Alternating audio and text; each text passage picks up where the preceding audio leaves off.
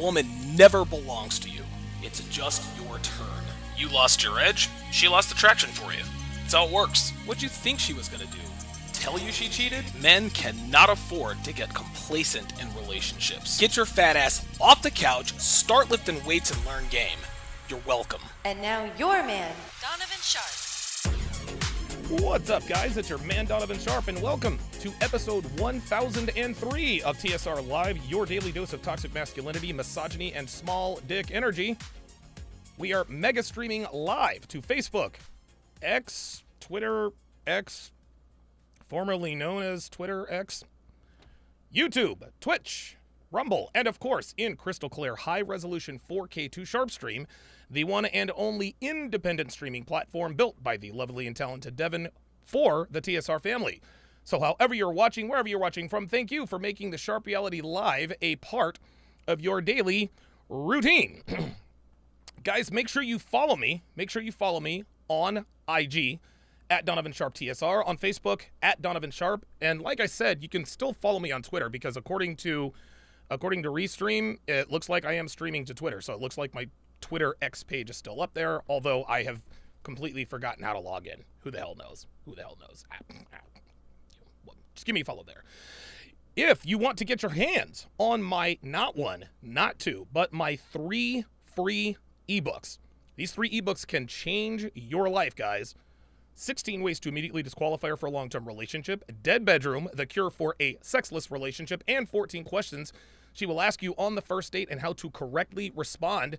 Don't waste any time, guys. Head on over to tsracademy.com, plug in your very best email, and these 3 books packed with rock-solid information are yours absolutely free. Again, that is tsracademy.com. Plenty of ways to support the show. You can super chat, you can Cash App, or you can PayPal. Every dollar matters, every dollar counts, and every dollar is much appreciated. So, let's go ahead and, by the way, we ended our dating show breakdown. We had the absolute, I think yesterday on Rumble, and it's not there anymore because it's now on Sharp Stream and Patreon. Probably the greatest reunion show we've ever seen. Normally, when it comes to these reunion shows on these dating shows, there's not a lot that goes right. There's always drama, and then the guys start piling on each other. And we did get a little bit of that. But when I tell you that this was the greatest reunion show of all time, meaning that most of the guys got the W, that is exactly what I mean. It was all kinds of fun. I yelled myself hoarse last night for 3.5 hours. I have no idea how I have a voice. I'm actually in a bad state. I haven't showered. My beard game is all messed up. My hairline game is terrible. And I'm just wearing underwear. So I'm just going to keep it real with y'all. I'm sitting here in a t-shirt and underwear, but I'm going to give it to you. I'm still going to be here and give it to you. I still need to I only got halfway through repotting my flowers, my new flowers. Hopefully I'll be able to get out there after the dating show breakdown tonight to finish that up for my super garden. But at any rate, so a lot of you guys said that you wanted to see me react to the Vivek Ramaswamy appearance on The Breakfast Club. And I didn't watch it. I didn't watch it so that I can react organically, but I did read the comments, and guys, the comments are over I don't see one person supporting Tezlin Figaro. It's incredible. And what this really says to me, Jason Whitlock said this on his show a couple of days ago, and you guys know I'm not a political guy. I know enough not to sound like an idiot. If I have any questions about politics, I'll just call Miami J and he'll school me or educate me. But it appears that the Democrats, the hold that they have on the black community and the black vote is starting to loosen a little bit. Just based on the comments, because I was afraid to look at the comments on the last breakdown, because I figured everyone would be going after Larry Elder. They were all on his side, just like they were all on they were all on Vivek's side. So let's not waste any more time. Oh, and by the way, I do not have this monetized, guys. I don't have. Actually, you know what I'm gonna do? Hang on a second. So what happened the last time? And this is fine. I don't really care. But actually, I am gonna go ahead and monetize this. But the reason I'm gonna monetize this is so that the Breakfast Club can get their share of the revenue. You know what I mean? This is their platform. I'm reacting to their video. They built the studio, they created it. And listen, man, just because I disagree with their politics and all that other kind of stuff, that doesn't mean that I can't still support them as free market capitalists. That's just that's to me, that's just how that goes. So yeah, they'll hit me with the copyright claim, perfectly fine, well within their rights, well within their rights to do that. All of that said, if you guys want to support the show, I'm certainly not going to make any money on this show. Just super chat. If you guys would super chat, support as much as you can. I'm trying to find that. I'm actually trying to find the. The whatchamacallit. I actually had the copyright disclaimer up there somewhere. But yes, the copyright. Free, fair use, Copyright Act of 1962, fair use. And with that said, away we go. This morning, I can't wait. Oh my God, that was really loud. Actually, you know what? I do like. So I didn't mean to blow everybody's eardrums out, but I want to listen. I want to listen to the theme. I like the "Wake that ass up." That's funny as hell.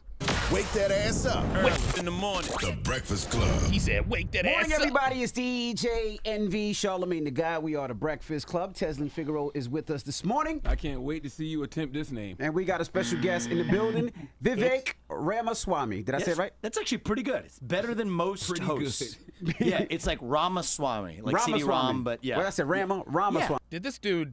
Did this dude actually say CD-ROM? When's the last time we heard the term CD-ROM? Yeah, you got it. bro. Ramaswamy. Well, good morning. It's good to see you guys. Ramaswamy. How you feeling? You too. Feeling good, guys. You're running for I actually had a kid, Indian kid named Vivek, who worked for me way back in the day. president. I am. Running for president. Yeah, you're actually polling third behind Trump and DeSantis right now. The latest Fox poll shows you A polling. distant third. A distant third. A distant third, yes. I was about to say the third from second is huge, but what do you think you need to do to close that gap? I mean, most people in this country do not know who I am. So against that I didn't. backdrop, the fact that I'm ahead of a vice president and a bunch of U.S. senators and a former U.S. ambassador and governors is honestly ahead of where I expected to be right now. Our goal was to be in third by the end of the year. And then you have the Iowa caucus, and then you have the New Hampshire primary. And the fact that you go those early states in order makes it possible for an outsider like me to actually do this because we spend a lot of time getting to know people in those states. And so it's going to be a steady process. The debates, I think, are pretty key. They start in August. I'm qualified for the debate stage already. I tend to like settings where we're debating. So hopefully that goes well, and we'll see where this takes us. Now, up until I'd never heard of Vivek Ramaswamy. I had never heard of him before. This is actually the first time I am seeing him talk. I am Labib on the Rumble side. Says Vivek killed it the other night. So I might actually watch that debate. I might actually watch that debate. I'm sure it's on replay, but yeah, I've never heard of Vivek, but I mean, and I've never heard him talk, but clearly he's well spoken. I'm assuming he was born and raised in America. So let's continue. Anybody who's not a white male really stand a chance of being. Oh God, Republican? here we go Absolutely. already. Yeah. I think that there's They this. don't seem like they're open to that kind of diversity. I'll be honest with you. I travel the country. I have not really experienced meaningful racism from grassroots conservative audiences Imagine that. for the last several years that I've been since I stepped down from my business career. That was a different world I was in. But for my book tours and everything else, and then now for this campaign, traveling the country, it's funny. That's the impression that you get from the media, meeting people from Iowa, Ohio, Michigan, New Hampshire. I don't see that at all. In fact, I just see a hunger for substance, ideas, what's actually going to make the country better. Okay, all right. Actually, I'm very encouraged by that, and I think that more people should. I mean, I used to live here in New York as well. and I'm not saying this about you guys, but I remember for me, you get trapped in a bubble. When we get out of that I'm bubble. from Moncks Corner, South Carolina. Well, perfect. Well, Yeah, South so Carolina. You know, one thing that I am impressed with about the Breakfast Club's production, I love the, I don't know, call me crazy, but I like the camera's not shaking, but, you know, I like that it's kind of got an organic sort of, you know, feel to it. It's almost like we're seeing we're seeing this. It's almost like we're watching this as a person, because none of us are perfectly still all the time. We don't zoom in and zoom out. No, we just kind of, move around in our seat a little bit. We're kind of, nod our head, this and that. I like the fact, I don't know, I just think it's cool. I've always been impressed. You guys know me. I've experimented, as you guys can see here with the scene switching. I experiment with different camera angles and all this other kind of stuff. I've got camera sliders and everything like that. But I really do like I like that organic camera view for the Breakfast Club. South Carolina. When did you grow up there? My whole life. I didn't move to New York till 2006. So I understand exactly 2006. what you're saying. But I actually think a lot of what I'm saying is specific to.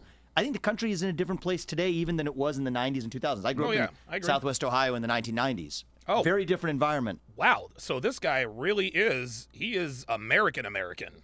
Like, grew up in Southwest Ohio. That's middle America. That's, Than it is today. But anyway, I mean it How as a about good that? note. I don't think that there's some sort of racist obstacle in the mind of Republican primary voters.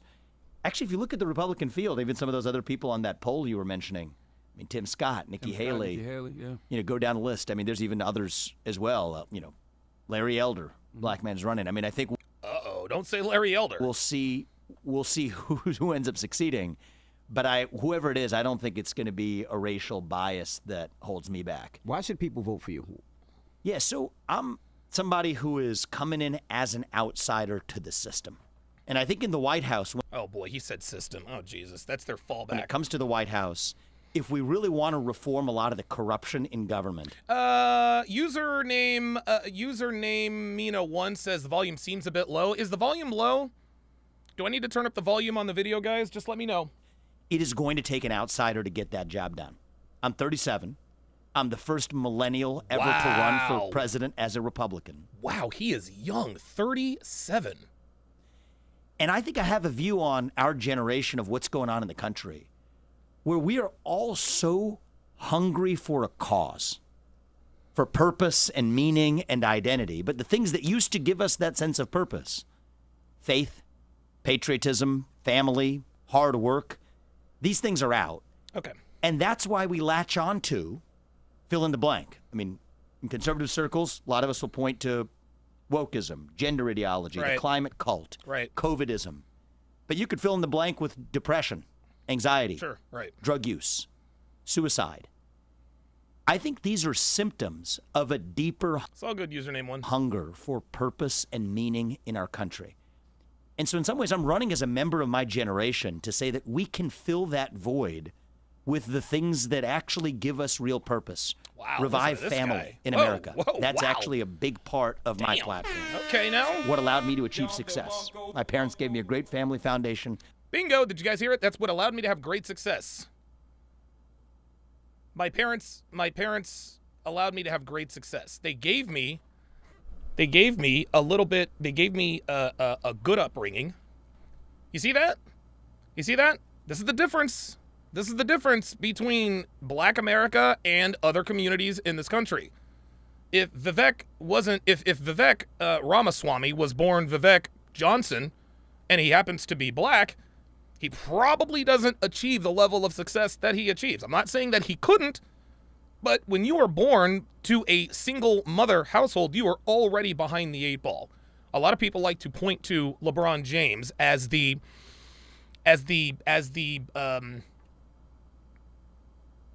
lighthouse, the example of here's what your life can look like. Here's what your life can look like if you were raised by a single mother. No. LeBron was successful. LeBron is successful not because of his single mother, Gloria. He was and is successful in spite of Gloria James. Need I remind you that Gloria James, LeBron's mother, had a sexual affair with one of LeBron James's teammates, Delonte West. That right there just speaks to that. To me, that just speaks to the kind of person that single mothers and Gloria James are. She's a hoe. She was a hoe. And hoes only worry about themselves. I didn't grow up in money. We're trying to give that to my two There kids you as go. well. I want that to be enjoyed by Americans across the country. Belief in the country, national pride. Less than 16% of Gen Z even says they're proud to be an American. Wait. What? Whoa. Wait a minute. Less than 16% of Gen Z even says they're proud to be an American. Did this man just, he said less than 16% of Gen Z says that they're proud to be an American. That's a problem. That's a problem. I said this in my Megan Rapinoe video a couple of weeks ago.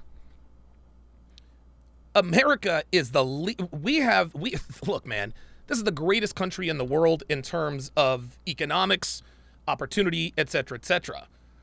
Right? But we have the most abundance of any country in the world, yet we are the least patriotic by a long shot. We have people who come from second and third world countries. They sing their national anthems with pride. They're very patriotic. People from Cuba. People from Cuba still wave the Cuban flag, even though everybody hates Fidel Castro, who may or may not be dead right now. Right? But we here in America, we have such decadence here and such opportunity, but we are the least patriotic country in the world. It blows my mind. 16%. That's incredible. I'm not making this one up. This is about a month ago. There was a good survey.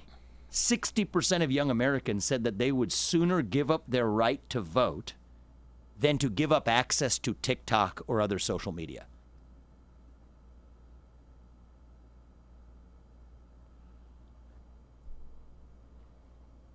Are you kidding me? There's a good survey. 60% of young Americans said that they would sooner give up their right to vote than to give up access to TikTok or other social media. Oh my God. 60%. Is that, let me rewind it. I just want to make sure we're talking about adults here. There's a good survey. 60% of young Americans said that they would sooner give up their right to vote than to give up access to TikTok or other social media. You've got to be kidding me. You've got to be kidding me. 60% of young Americans say that they would sooner give up their right to vote over giving up TikTok or Instagram or Twitter, other social media. That's where our priorities are, guys. That is exactly where our priorities are. But then they want to lose their minds when Pearl says women shouldn't vote. Well, what are you worried about the privilege of voting for? When you'd rather have access to TikTok and Instagram, what does voting mean to you anyway? That's a problem. So Hell I think we have a yeah, that's a crisis problem. of national pride. That's a Whose People fault are- is that, though? That's America's fault. That's the It is. system's fault for Here we constantly go. failing the people. Well, you know, I see it. I see it less about. We could allocate the. See, here we go. Charlemagne the God. Well, that's America's fault for constantly failing the people. Charlemagne the God is not intelligent. He is out of his depth. I'm not trying to say this to be mean-spirited. I'm not trying to crack on the guy. I'm not trying to attack his character by any stretch of the imagination. Look, good for him. He's a black man married to a black woman. He has black children. He has a family. He's taking care of his kids. Good for him, and I mean that in all sincerity. But Charlemagne the God appears to, I'm not saying he does, he appears to lack the cerebral brawn to be able to wrap his mind around very simple concepts. He's also a constant parroter. Nothing that comes out of his mouth in these discussions or debates is ever an original thought. Everything he says is parroted. You can tell when you're in a conversation with someone. You can tell that when they say something to you with regards to whatever you're talking about, you can tell whether it's their original idea or it's just something they parroted, something they heard somebody else said. Well, that's what Charlemagne the God does, and DJ Envy. I'm assuming Charlemagne the God. He does not appear to have the requisite intelligence to have these conversations. Well, that's America's fault because it's constantly failed the people. Charlemagne, what do we like, dude? Give us examples. Don't just make these broad, sweeping generalizations that you've parroted from other people's talking points. That makes, honestly, it makes you sound stupid. Not saying that you are, but it makes you sound stupid. Yeah, username A1 on the Rumble side says, yeah, zero original thought. That's exactly right. Blame. We can talk about allocating the blame. I think there's blame to go around. I think it's up to all of us to take a long, hard look in the mirror and ask ourselves, what is that vacuum in our heart? It's an old saying that goes, if there's a hole the size of God in your heart and God does not fill it, something else will instead. I think the same applies for belief in a nation as well. You know, you guys know my stance on religion, man. I'm not the most religious guy in the world. My position on religion is I don't know what happens when we die. I don't know what's going to happen to me when I die. I really don't. I would love to think that there is a heaven. I perish the thought of a hell. If there's a hell, trust me, I've done enough to earn my way there. But to be honest with you guys, I'd give anything to feel religious again. I'd give anything to feel that way again. But I just don't. The older I get, the more. Anyway, I'm not the most religious guy in the world, but I will say this. I totally endorse anyone dedicating their life to religion. If you want to live your life by religious ideals, because Devin and I, we have this conversation all the time. All religions, many different religions around the world, right? They all have their different rituals and policies and things of that nature. But most religions are fundamentally the same in that just be good people, take care of your family, don't kill, don't steal, take care of your kids, be good to your wife, follow your husband, obey your parents, just be good people. So if that's what people want to lean on, whether it's the Bible or the Quran, I'm good with that. So I think what's going on is we're human beings. What makes us different from animals is that we can believe. We need to believe in something bigger than ourselves. That's powerful, man. And when we lose really God smart. and family and country, we start believing in new false gods instead. That's what's going on in the country. And so I don't know that it's so much a question of fault, but more a question of how do we actually revive our sense of self-confidence and it's pride. definitely a question of fault. I can absolutely blame white supremacy. Oh my God. Really? Jesus Christ. I swear, dude, every time I try to give Charlemagne the benefit of the doubt, every time I don't want to think this guy is low IQ. I really don't, man. But Charlemagne makes it really difficult sometimes. Well, I just blame it on white supremacy. No original thought. No original thought whatsoever. Just, I blame white supremacy and racism. Dude, we're what? We're 6 minutes into this interview already. Yeah. See, did you hear how I said, yeah, like it's just so obvious. Jesus. say more, and then I'll respond to that. I mean, just look at the history of the country. Look at the history of the country. God damn, man. I'm sure Charlemagne is intelligent on some level. I'm trying. I don't want to be mean-spirited, but it does not appear that he's just not qualified to have these discussions. He's qualified to have discussions on culture and all that good stuff. Politics, no way, man. Like, It's really just that simple for me. It's really that simple. The country has never fulfilled its promises of freedom, liberty, and justice for all. Says the multimillionaire who hosts one of the most successful podcasts ever, who has a wife, a family, kids, all the money that he could ever want. It is amazing. Look, man, if you're broke, if you're in the hood and you're dirt poor, okay, I can see how you would maybe have a gripe. And even then, you really don't have a gripe because you're in control of all of your decisions. But it's amazing to me that people who benefit from the laws and policies of this country complain about the laws and policies of this country. Well, America hasn't fulfilled its promise. What do you call yourself? You're living the American dream. You were born in, ass crack, South Carolina. Now you live in New York City. You're a celebrity. You've got money. You've got a family. You couldn't do, dude. You could name another country where you could go from where he was to where he is now in that amount of time. Name it. This is why people are kicking down our borders trying to get here, because this is the land of opportunity. Nope, not according to Charlemagne. It's white supremacy and racism. That's why we're oppressed. Really? You're oppressed. With your 7 to 8 figure bank account, you're still complaining. Got it. It's always been freedom, liberty, and justice for some. And usually that some is white people. So here's what I would say in Oh my response to God. that. See, freedom, justice, and liberty for some, and usually it does white people. Not an original thought. Not an original thought comes out of this man's mouth when he talks politics. It's incredible. That is obviously true that the nation has fallen short of our promise since our founding. But walk through some obvious facts about America. We're not founded on an ethnicity or a monarch or a food or even a religion. We're founded on a set of ideals that brought a group of people together in 1776, and we live by those ideals. At least we aspire to those ideals today. A nation that aspires to ideals that's not made up of gods, but made up of human beings, will always fall short of those ideals. So I think our worst hypocrisies as a country, and we have many of them, our worst hypocrisies are our best evidence that we have ideals at all. Wow. You take a look at other countries. Nobody ever calls the Chinese Communist Party a hypocrite, or China a hypocrite, or Iran a hypocrite. Right, because they're like, hey, we're socialist, like we're communist. Nobody accuses Cuba of hypocrisy. Nah, Cuba's like, nah, man, we are communist. We are communist to the bone. No one accuses Russia of hypocrisy.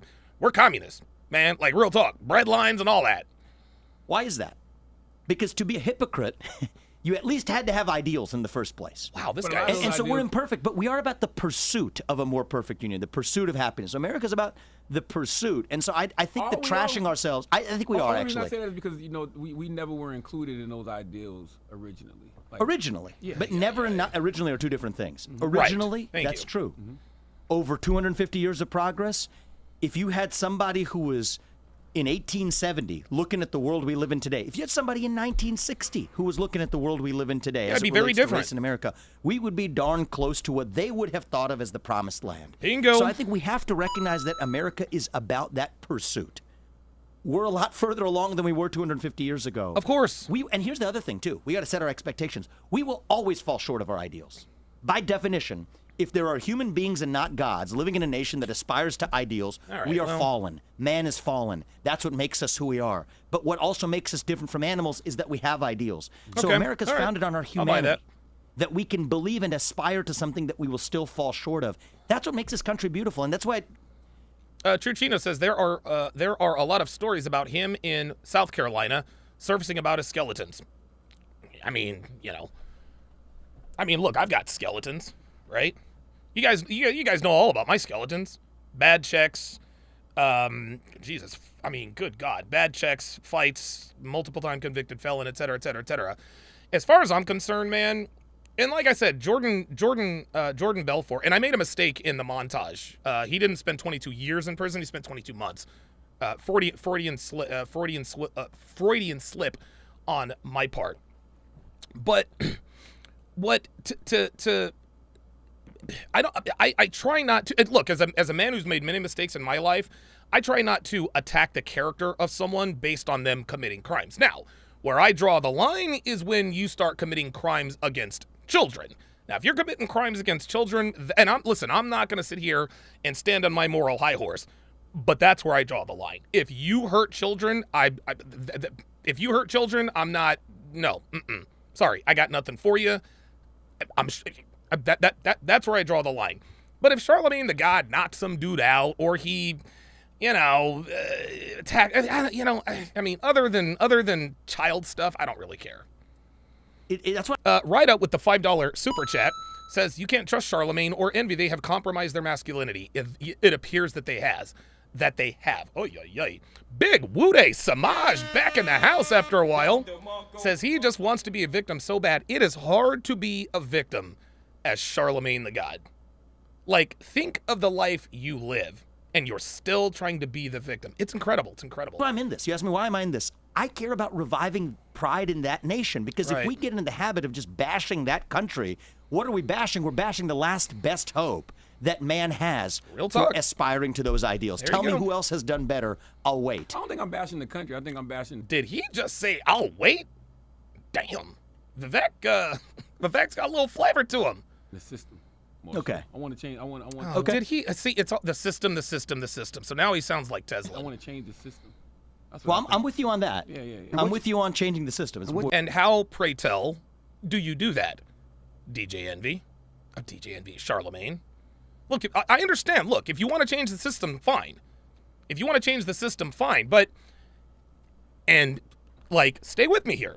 This is where Abuela Jen is kind of right about a certain part of our community. A lot of guys do nothing but complain about women. A lot of them do nothing but complain about women. Turd flinging monkey, the zombie chronic, what is he, dead, chronic dead zombies, or whatever the hell his name is. Taylor the Fiend.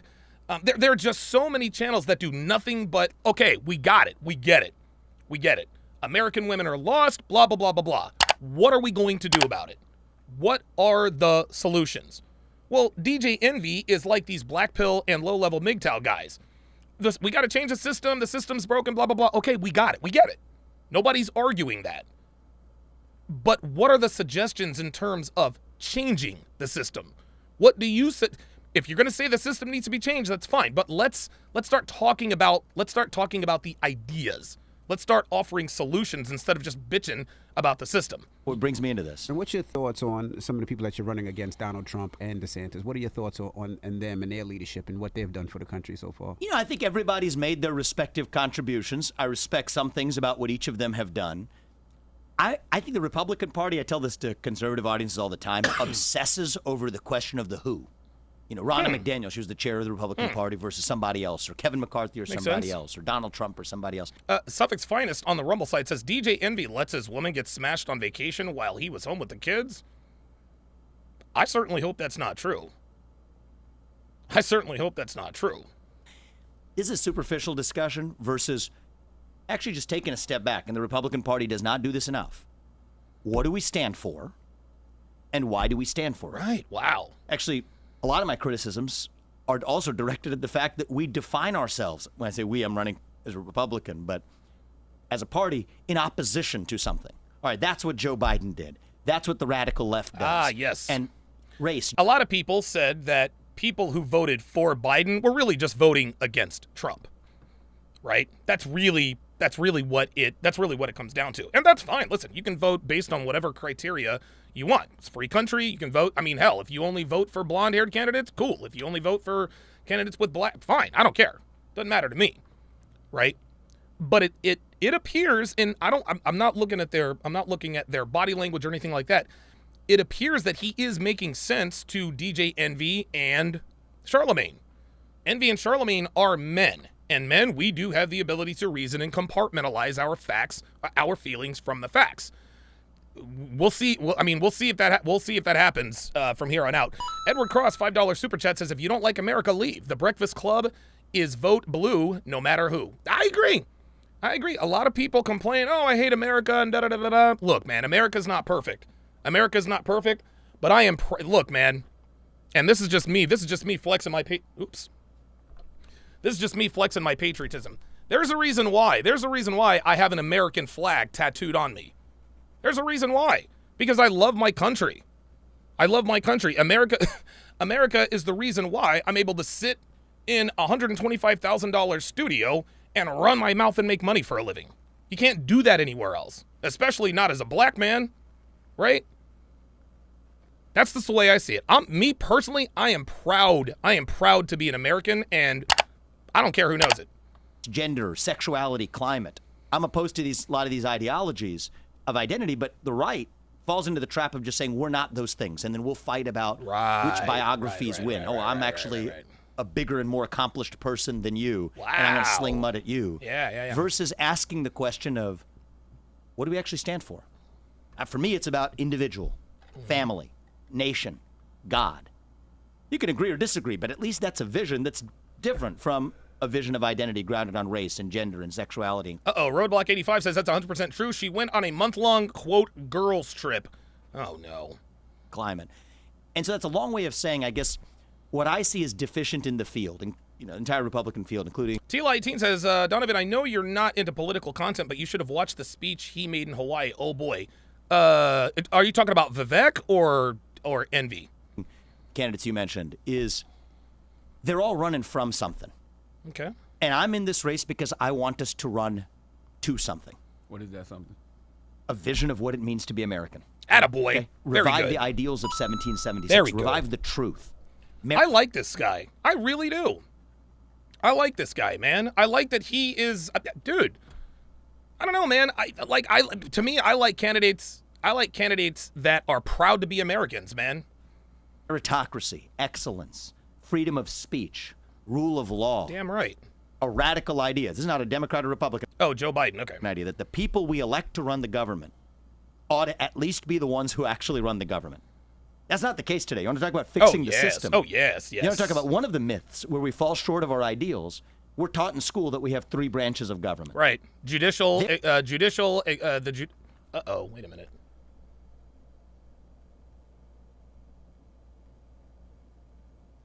Okay, sorry about that.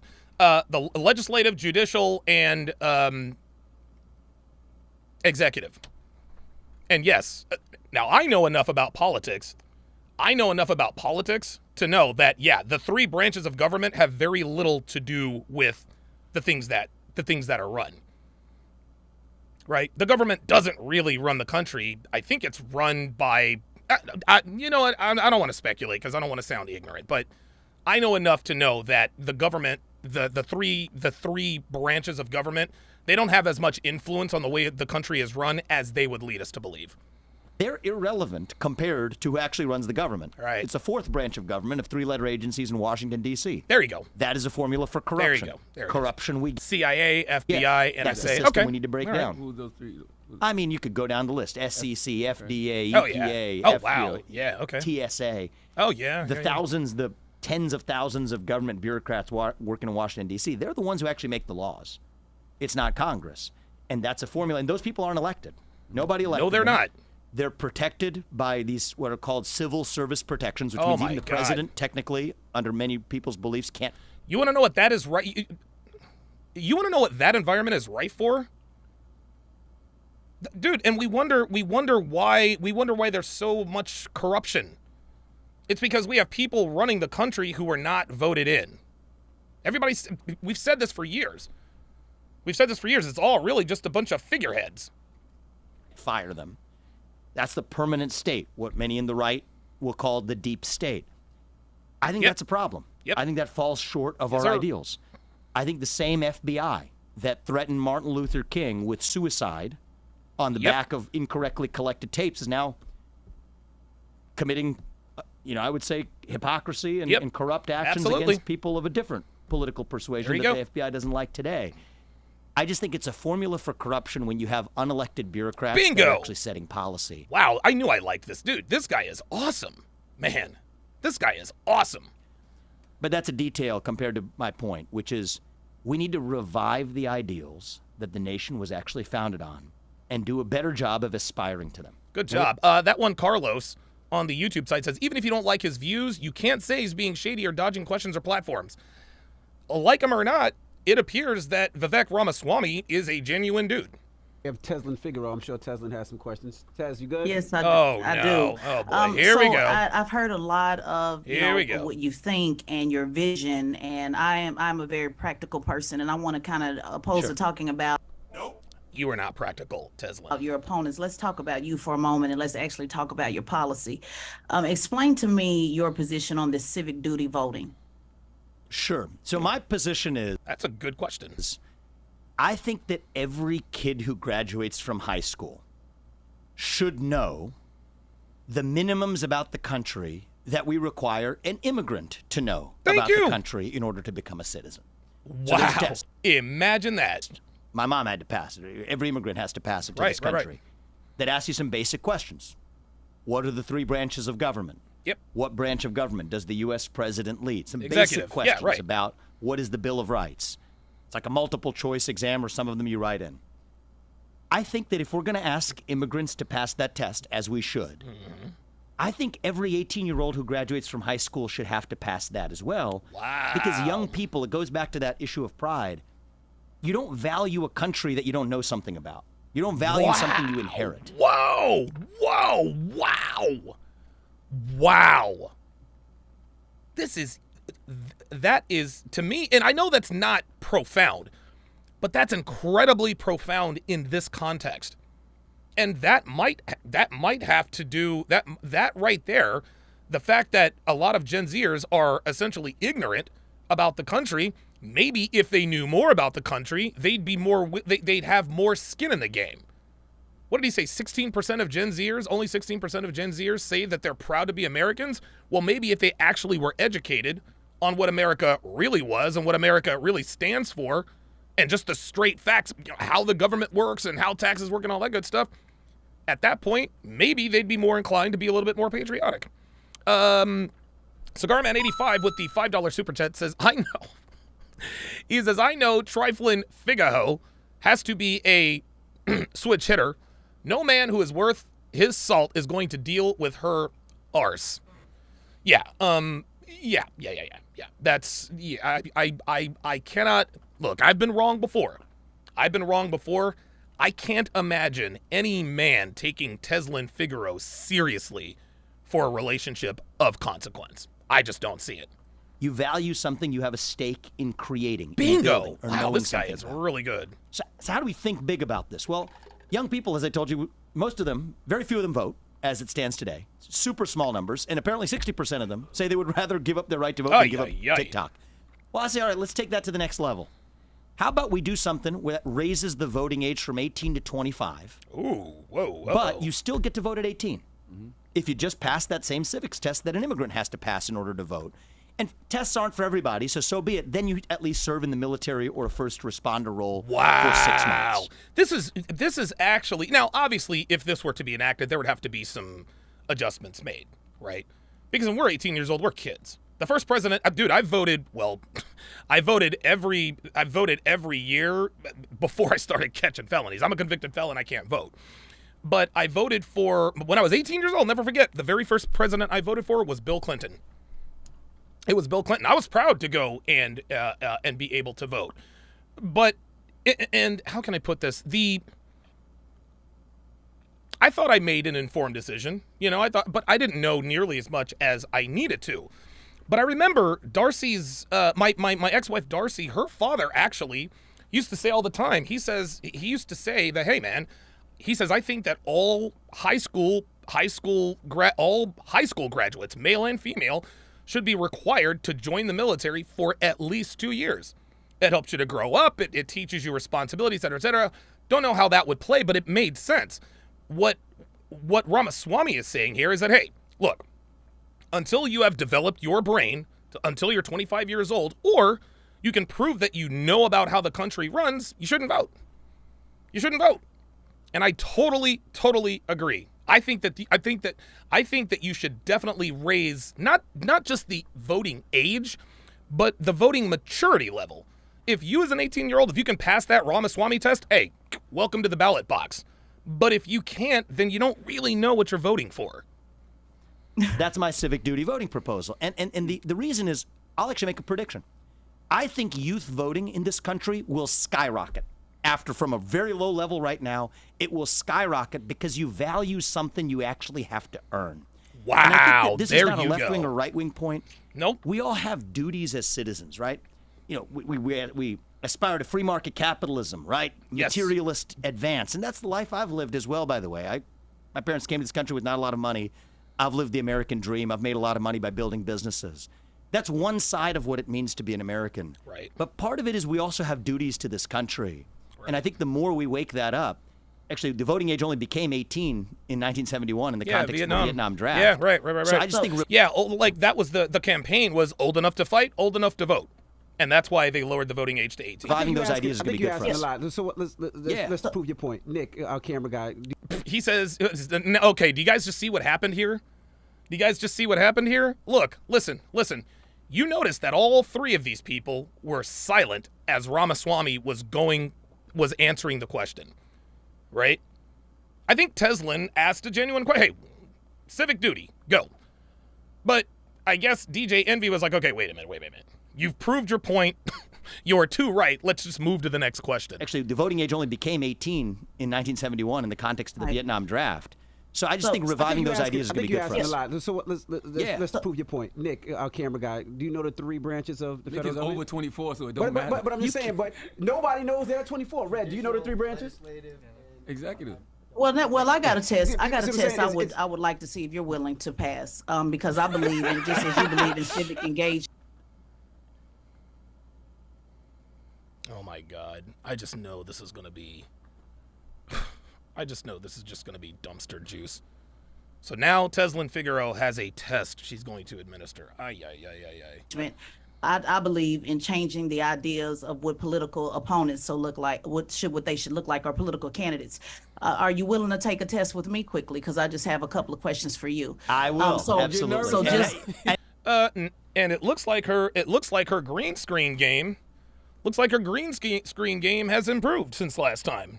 So, shout out to Tezlin Figaro for upgrading her green screen game. The way this is opening up, I have a feeling I'm about to fail it, but that's good. Let's do it. That's right. Yeah.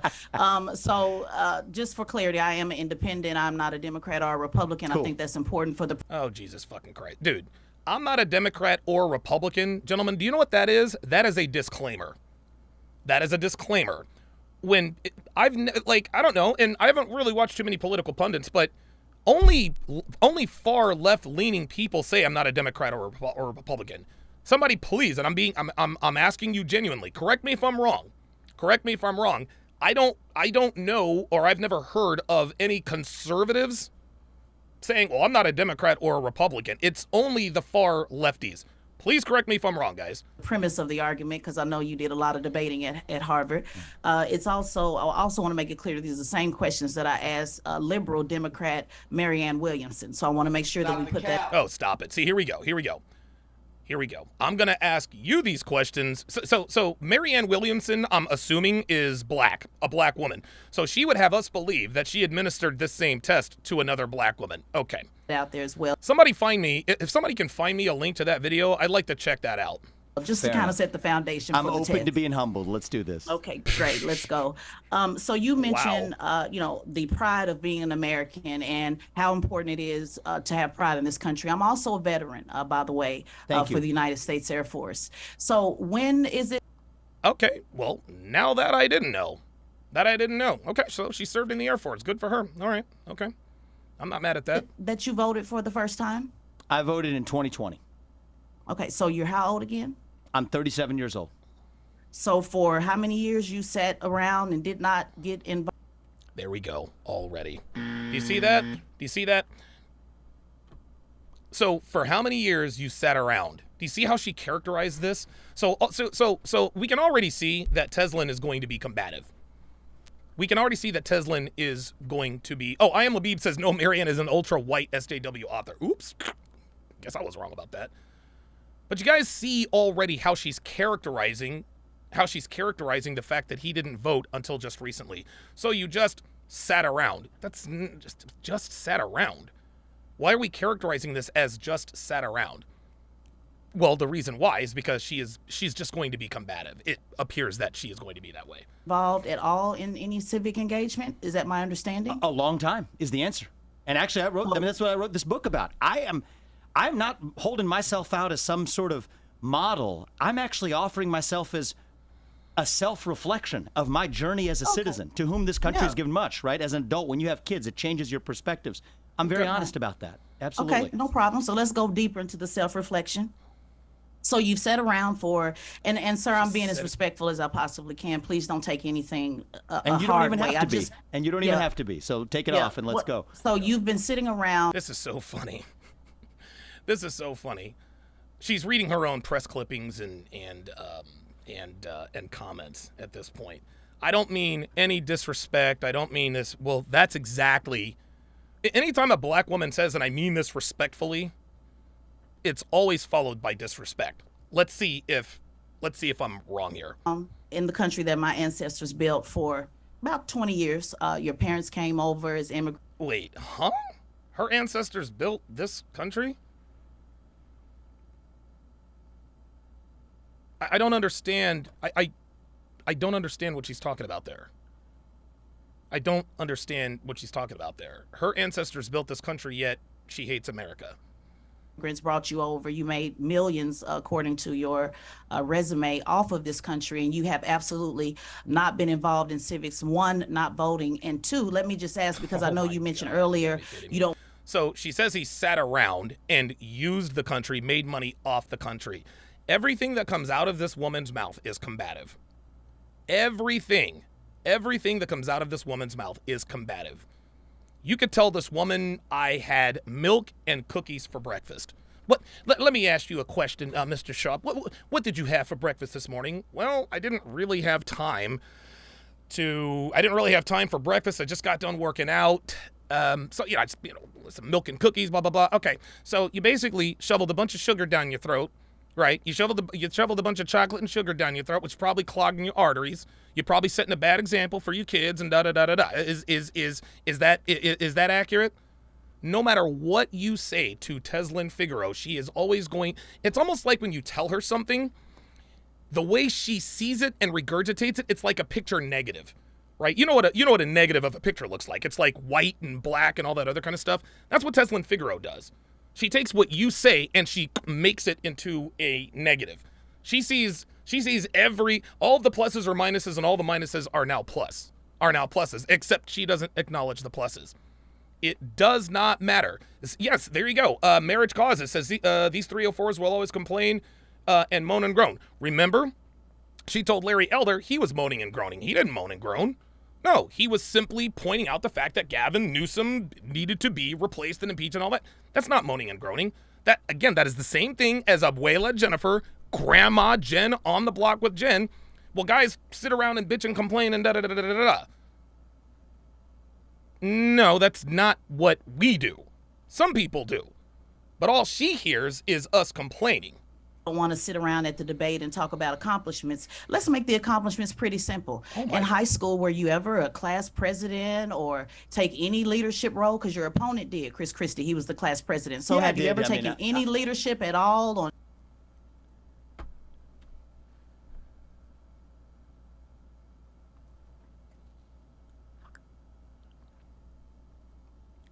What the fuck does being a class president have to do with being qualified to run for office in this country? Seriously? Did she just ask him, were you a class president?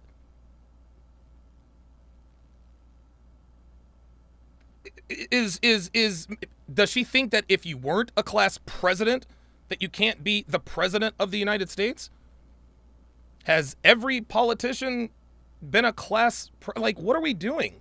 This isn't high school. This is high school. What are we doing? On anything or just? Can I just correct a couple factual things Sure, that are kind of important? My parents didn't bring me over to the country. I was born in this country, and I'm proud of that. No, I know you were born here in Ohio. Yeah. Ohio. You mentioned my parents. I'm saying your parents were immigrants. No. No, you said no, Tezlin. You said your parents brought you over. That's what you said.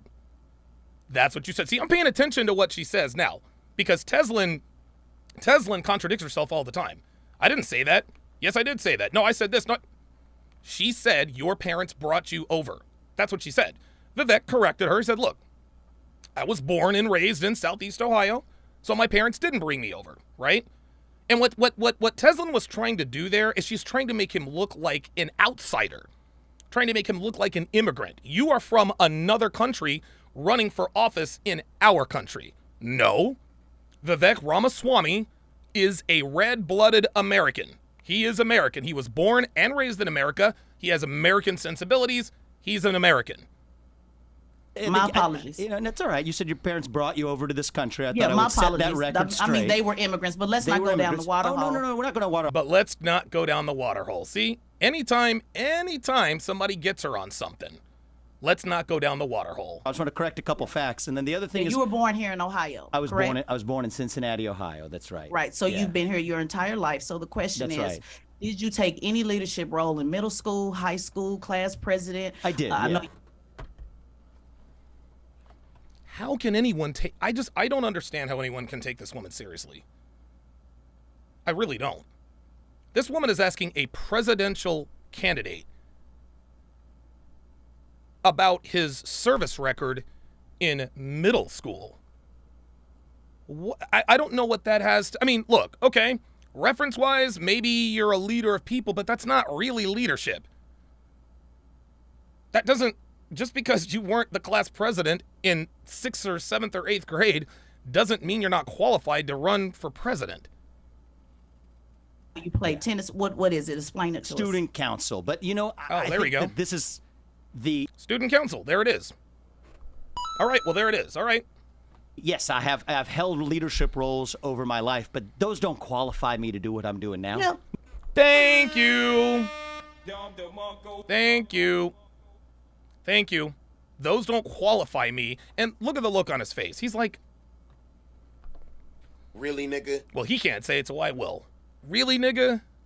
That's It kind of just- does. Okay, Well, it well, kind of does. Well, I'm giving the test. I'm the test It kind of does. Okay, administrator. all right, there you go. So it kind of does, because when you go from saying I want to go to the highest office, And I'll tell of you, the land- I've led companies as well. Is the other leader? Right, The well, main leadership right, but- role I played is and I want to talk about one early part of your premise that I also want to say, to bring it to the country point. The other point, you use the word sitting around. You know, I'm not somebody who's saying I want the next generation, my kids' generation, to have more civic duties when they graduate from high school and college than I did when I did. That being said, I wasn't sitting around. Thank you. I've developed medicines, 5 of which are FDA-approved products today, one of which is a life-saving therapy in kids, 20 of whom die by the age of 3 if they're not treated, 70% of whom now live lives of a normal duration. Another one for prostate cancer. So I don't apologize. Holy shit. Wow. This dude is a G, man. This dude is a G. Okay. So he ran a pharmaceutical company. I think that qualifies him. Apologize excuse for me, making sir. contributions, but right. Well, I don't want you to filibuster that No worries. because Just that's not not sitting- the question that I asked, and I don't consider as a veteran. I'm talking about service. I'm not talking about what you Civic did for service, profit. Okay, he didn't serve in the military. So she thinks that because she served in the Air Force that she is qualified to tell presidential candidates whether they are or not qualified. Rida with another $5 super chat says, never trust a man-faced female. Okay. I agree. Dre Raven with the $5 super chat says, I was junior class secretary. My election platform was vote for me because I have a dog. Class office doesn't mean shit.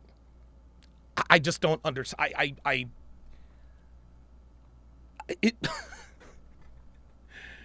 I don't.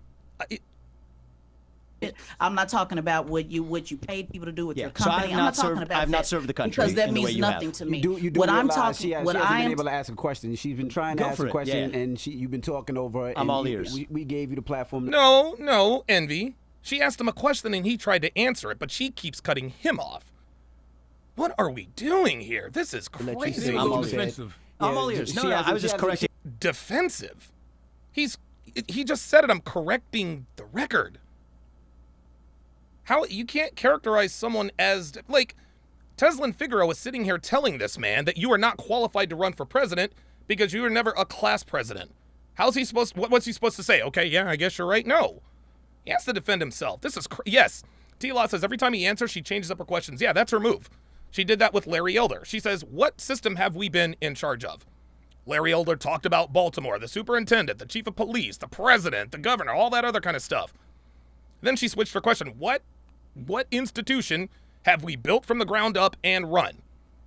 And then she kept moving the goalpost. This is what she does. She A hasn't couple had a chance facts. to That's ask a all. question yet. Every Go time ahead, she Ted, tries ask to the ask a question. question, you've been cutting her off. Go ahead, I'm Ted. all ears. Right. So your question. So my question again is: you're trying to your goal is to raise the standard, and you're saying you want people to believe in country, and you want people to have civic engagement. And sir, I just find it very telling that you haven't had any civic engagement at all, and haven't been at all. And when I say sit around, I don't mean you haven't done anything. I'm talking about Well, then, if that's not what you meant, you should have said so. Because you said you've sat around 2-3 times. And you did not define that. You didn't say, well, when I say sit around, that I'm not saying that you didn't do anything. No, she didn't say that. She says you've been sitting around. She said it 3 times. in regards to service, because one thing about political office, the same way that you want to change how people look at politics and look at this country, I want to change how people look at politicians. And when I see that someone hasn't did anything at all to be of service, Oh, my God. Hasn't did anything at all? politicians, and when I see that someone hasn't did anything Oh, wow. Guys, this is a problem. This is a problem. This is a problem. Tezlin Figueroa is fucking dumb. We get that. But I also made what I thought was the mistake, saying she's uneducated. I thought that maybe she had a degree. And let's just assume that she does. She doesn't even speak proper English. She doesn't speak proper English. It's what you've done. Let's listen to this again. Guys, I'm telling you, you can tell a lot about a person by the way they speak. Country. I want to change how people look at politicians. And when I see that someone hasn't did anything Someone hasn't did at all to be a service to mankind, to take a leadership role. It's not good enough to just be on city student council. Were you a leader? All of that applies. He said that he was on student council. Now she wants to change the goalpost again. Tezlin, he led a company. He led a company. He has been a leader. Like, this man is this is insane. This man just said, I've run a corporation, started my corporation, pharmaceuticals, life-saving drugs, prostate cancer, saving kids, et cetera, et cetera, et cetera. Yes, but were you class president?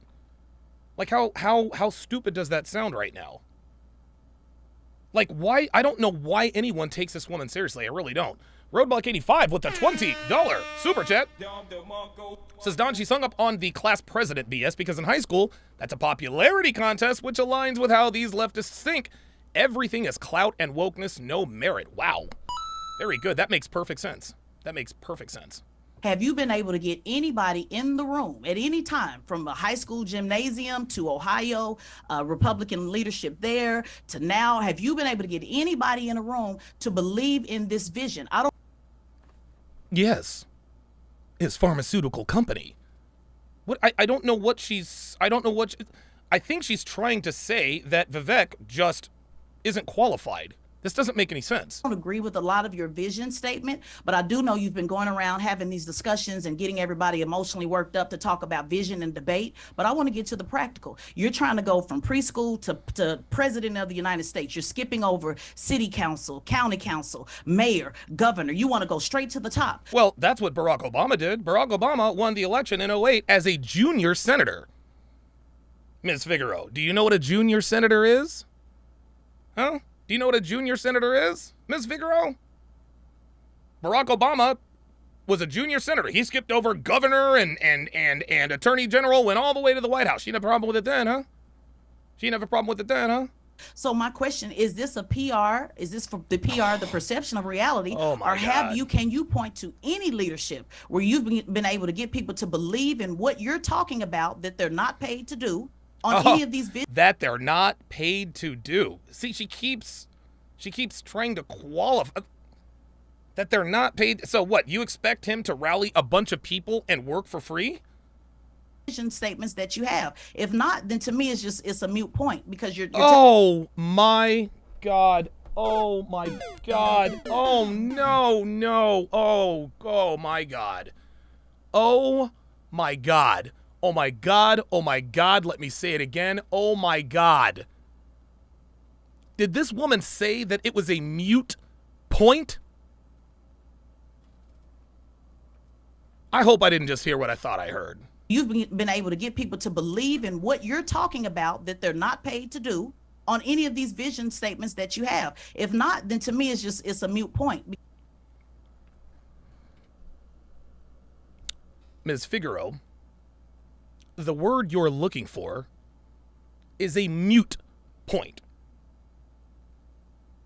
The word you should have said was it is a moot point. A mute point? Guys, this is... Look, man. Look.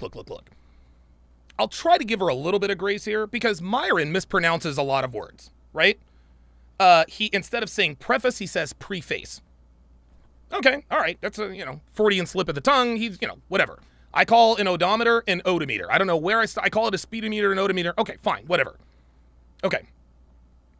Myron will mispronounce, words here and there, but nobody thinks Myron's a dumbass. The dude worked for the U.S. government. The guy used to hunt terrorists. Myron's not stupid. So I'm not going to use his mispronunciation of preface or conducive when he uses conducive in the wrong way. I'm not going to use that as a referendum on his overall intelligence. Not going to do that. But we've had now 2 grammatical violations, the second one being the most egregious. If you can't speak intelligently, then you shouldn't speak. I don't get it. I don't understand how she cannot know the difference between a moot point and the word mute. Ken Rose with the $5 super chat. Appreciate that. Because you're holding a standard that you haven't met yourself. What? So if you're only going to count government service, you're absolutely No, not government right. service. Okay. Student council in the 8th grade, 9th grade, 10th. Were you a leader? Did you do anything to rally anybody? Did you fight for better lunch? I did in the 6th grade with Miss Harris. Yeah. I'm not talking about government. I can go all the way back from the 5th grade every year, sir, because people who are in service to this country, if you're going to go around saying you want people to believe in this country that I signed up to die for, then I want to make sure that you're holding that same standard. So not government, not political. Let's not get it confused. Yeah. I'm saying, have you did anything of service? Have you did anything of service? Have you done anything of service? Oh my God. Oh my God. This woman is really okay. That we can point to say he is a good leader, like Chris. And I'm not even a fan of Chris Christie, but he was the student council president in high school. So have you done anything of service besides yourself that has not benefited yourself? It's just a simple question. Are you kidding me? This man has created life-changing drugs through his pharmaceutical company. But because he didn't petition his principal in the 6th grade for chocolate milk and extra birthday cake for lunch, it's now a moot point. It's self-aggrandizing. It's all a big, what did she call it? She called it a big, a media circus. This is insanity. Sean Moore says, how is she going to tell anyone anything with those abysmal English skills? That's a good That's a good point. That's a good question. Holy smokes.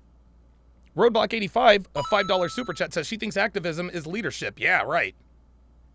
This is incredible. So, the acts of service that I have performed are small, so small that I don't even want to talk about them to boast. But yes, have I volunteered for this country? Yes, I have.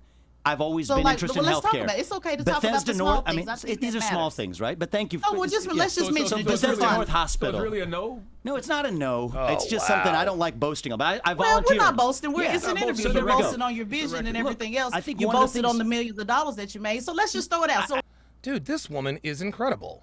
You boasted on the millions of dollars. See, when she furrows her brow like that, that's when she's being disingenuous. What are we doing? Seriously? This doesn't... in 6th grade, I'll give you an example. I'll help you out. In 6th grade, Oh, Miss Harris was Let me give you an example because maybe you're confused. In the 6th grade, Miss Harris was snatching papers from everybody in the classroom. So me as a 10-year-old, I went to the principal and said, I'm tired of Miss Harris snatching papers. And I organized the students around getting Miss Harris to stop snatching papers. Now, there was a consequence for that. I got suspended for 5 days for talking back, and I got in trouble. I got a spanking, and I was on punishment for months and months. But that is a simple way of organizing people. So I want you to kind of boast about it the way you did the millions of dollars and said what you.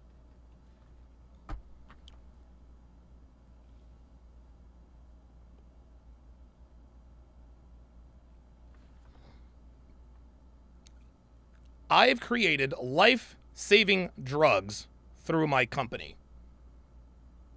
That's what he said.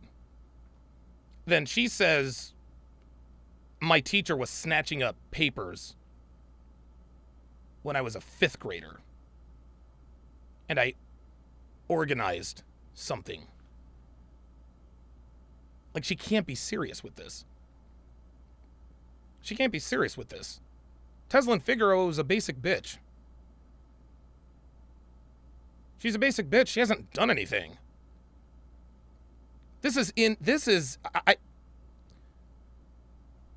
Pharmaceutical corporation, millions of dollars, fifth grade petition for paper snatching. What? Oh, wow. You did with the pharmaceutical companies. What leadership can you point to that you've been able to rally anybody around anything that is of service that you did not pay anybody to do? Oh, now listen to the, see? Let's go back. This is what Tezlin Figaro does. That's all she does is just change lanes. She's disingenuous and she changed lanes. Watch. The millions of dollars and said what you did with the pharmaceutical companies. What leadership can you point to that you've been able to rally anybody around anything that is of service that you did not pay anybody to do? I think that's important for the next president of the United States. Sure. So I've always been drawn to healthcare. That's why I ended up founding companies in that space. When I was in high school, part of what drew me into it was that I was a volunteer at a local hospital. OG Mammoth with the $1 Rumble rant, thank you, says, how is this an interview when he can't speak? Good question. I actually became the leader. Oh, boy. Anthony Richardson. Is he really Anthony. Oh, Oh, no. We are going to put that. Sorry about that. Yep. Of that group of volunteers that actually discharged women who had recently given birth. Well, there you go. That was it. Did Nothing big to it. Did you do anything we can point to stand out? But are you kidding me? Do you see every time he gives her an answer, she comes up with another layer. She changes the goalpost again. He volunteered at a hospital. Did you do anything to stand out? He volunteered at a hospital. That is standing out. I want to say something about that because I say that in the book. If I'm being really honest, why did I do that in high school? A part of the motivation, I'll be just brutally honest with you, was that's actually what allows you to get into a good college when you graduate. Right. You want to check the box of community so it was service. about you. So there was an element. Oh my God. And I'm admitting that in a way that very few other people do. But I got to be honest about it. That was a big part of why I did it. Yeah, it was about self, and I'm going to be honest, and I'm going to give it back to the guys. I'm going to be honest about it with you. Yep. Leadership is not about self. I agree with you on that. What I just heard is that everything is about you. And to be honest with you, this is just a PR campaign, sir. Oh my God, this woman! And I think you're trying to go further to the right because you want the Republicans to accept you as a man of color. And I think the only way you think you can do that is to be so extreme. I appreciate your opinion with your positions, and I think you need to do a little bit more work in service. I'll give it back to you guys. Let me ask, because she did ask me a question. Oh, you failed the test, by the way. And then you guys said you wanted to hear a response, but I think I heard an expression of opinion. Ooh. So I want to make sure you're all done before I respond to it. No, just wanting to say that even then, I would still want you to point out, even at the hospital, something that you did that made you stand out on when actually taking a leadership role. But you already answered it. You said you did it because it was a motivation to get in college. Exactly. Which means it was I'm about being very you. honest about that. But everything's about everything's about you. So he did something to increase his odds of getting into a better college, and that is selfish. Everybody's selfish, man. But even let's just say, for example, even if he didn't even want to do it, the hospital and the pregnant women that got discharged still benefited from it. Even if you do something selfishly, there are rewards for that. People do selfish things all the time. People do, well, he just did that. Well, the only reason why he built that children's hospital is to repair his image. Okay, but the children in the hospital still benefit. Well, the only reason why he rebuilt that road is because it makes him look good in the polls. Okay. It also helps the people in the community. Just because you do something that's selfish doesn't mean that other people can't benefit from it. The L Factor says, with the $5 super chat, says that's such a stupid question to waste on a presidential candidate. Like, dude, I don't know where this woman came from. I don't know how anyone can take her seriously. Ellis Keith 582 on the Rumble side says, this woman is so combative and ignorant. Dude, that's an understatement. That is an understatement. This is insanity.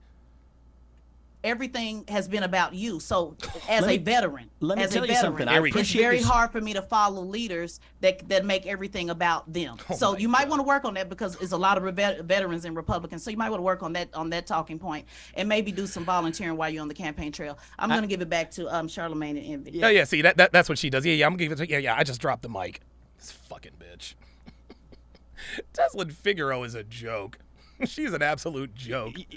Once I want to be respectful. Want to make sure you got everything you wanted to on the table before I I respond got to plenty. that. If this was just us, it would be a lot more on You the guys table. tell me. I'm the guest on your show. You tell me when I'm good to speak. Uh-oh. You sure? You sure about that? If we're good. Yeah, we're sure. Okay, there we go. See that? That's what Tezlin does.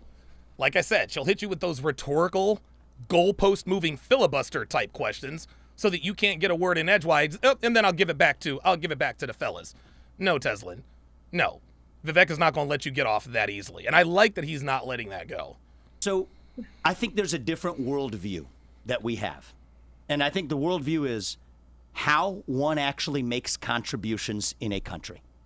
I do not believe that there's a separate category of just if you're serving the country and then if you're acting in self-interest, that's somehow sinful or wrong. I reject that vision. Abso-freaking-lutely. That's exactly what I just said. Well, not exactly. But yeah. Yes, if you are of service but is also with also self-interest, you shouldn't have to apologize for that. If you've done good for other people, it doesn't matter whether it's for self-interest or not. Here's another thing. People don't work for free. Ms. Figaro, did you volunteer for the Air Force? Did you decide to serve and willing to die for your country for no money? That would be an act of civil service, right? Every politician gets paid. The president everybody gets paid. Does that mean they're also acting in self-interest? No. That just means that nobody works for free. People's time is valuable. Just because you do something that serves your self-interest does not mean that it doesn't serve the greater good. This is crazy. The L Factor with the $5 super chat says, the story she just told about the teacher snatching papers in the 6th grade lets us know she doesn't respect authority since childhood. Typical American black woman. Yeah, that story was all cap. I'm sure that there's a bunch of things that here's what happened. She was a mouthy bitch in school, and her teacher kept snatching her papers, so she made a big stink out of it and got suspended.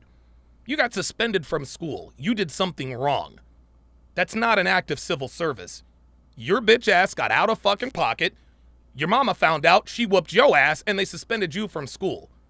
And you're going to hang your hat on that as a leader? Come on. The contrary. I think capitalism is the best system known to man to lift people up from poverty. I deeply respect and I thank you for your service to this country. I'm grateful for it. I haven't served the country in the way that you have. But I think that the way you get ahead in capitalism, how did I develop a multi-billion-dollar biotech company? It was by developing medicines that save people's lives. A lot of people say capitalism causes poverty. Yeah, Oh my God. A lot of people there's Charlemagne acting like Sosnick. Now, a lot of people say that capitalism is the problem. Adam on his own platform doesn't have the balls to say you're fucking wrong. No, Adam likes to say, well, a lot of people would disagree. Say it with your chest, nigga. Now, let's get to what he actually said. A lot of people say that capitalism is the problem. Says the guy living in a capitalist country taking advantage of the capitalistic policies. I don't like capitalism is the reason why Charlemagne the God is a multimillionaire. So why are you bringing up that capitalism is bad? Like, what are we doing? Disagree with that. Okay. I disagree with that. I think that capitalism demands that you provide something to someone. That's right. That helps them more than you're actually charging them for. Okay. That's the only way. That's the a tried business and true model, way sir. That's it not is a business service. model. It's not. It is a business model, and that's what capitalism is based on. Capitalism is in place so that businesses can thrive. I'm not That's saying not it's service. I'm saying it's But having see, an impact on An society. elected official is service. That's the disconnect That's right. So that you're now, missing that they didn't I'm teach you. moving on to there are phases of our lives where we do different things.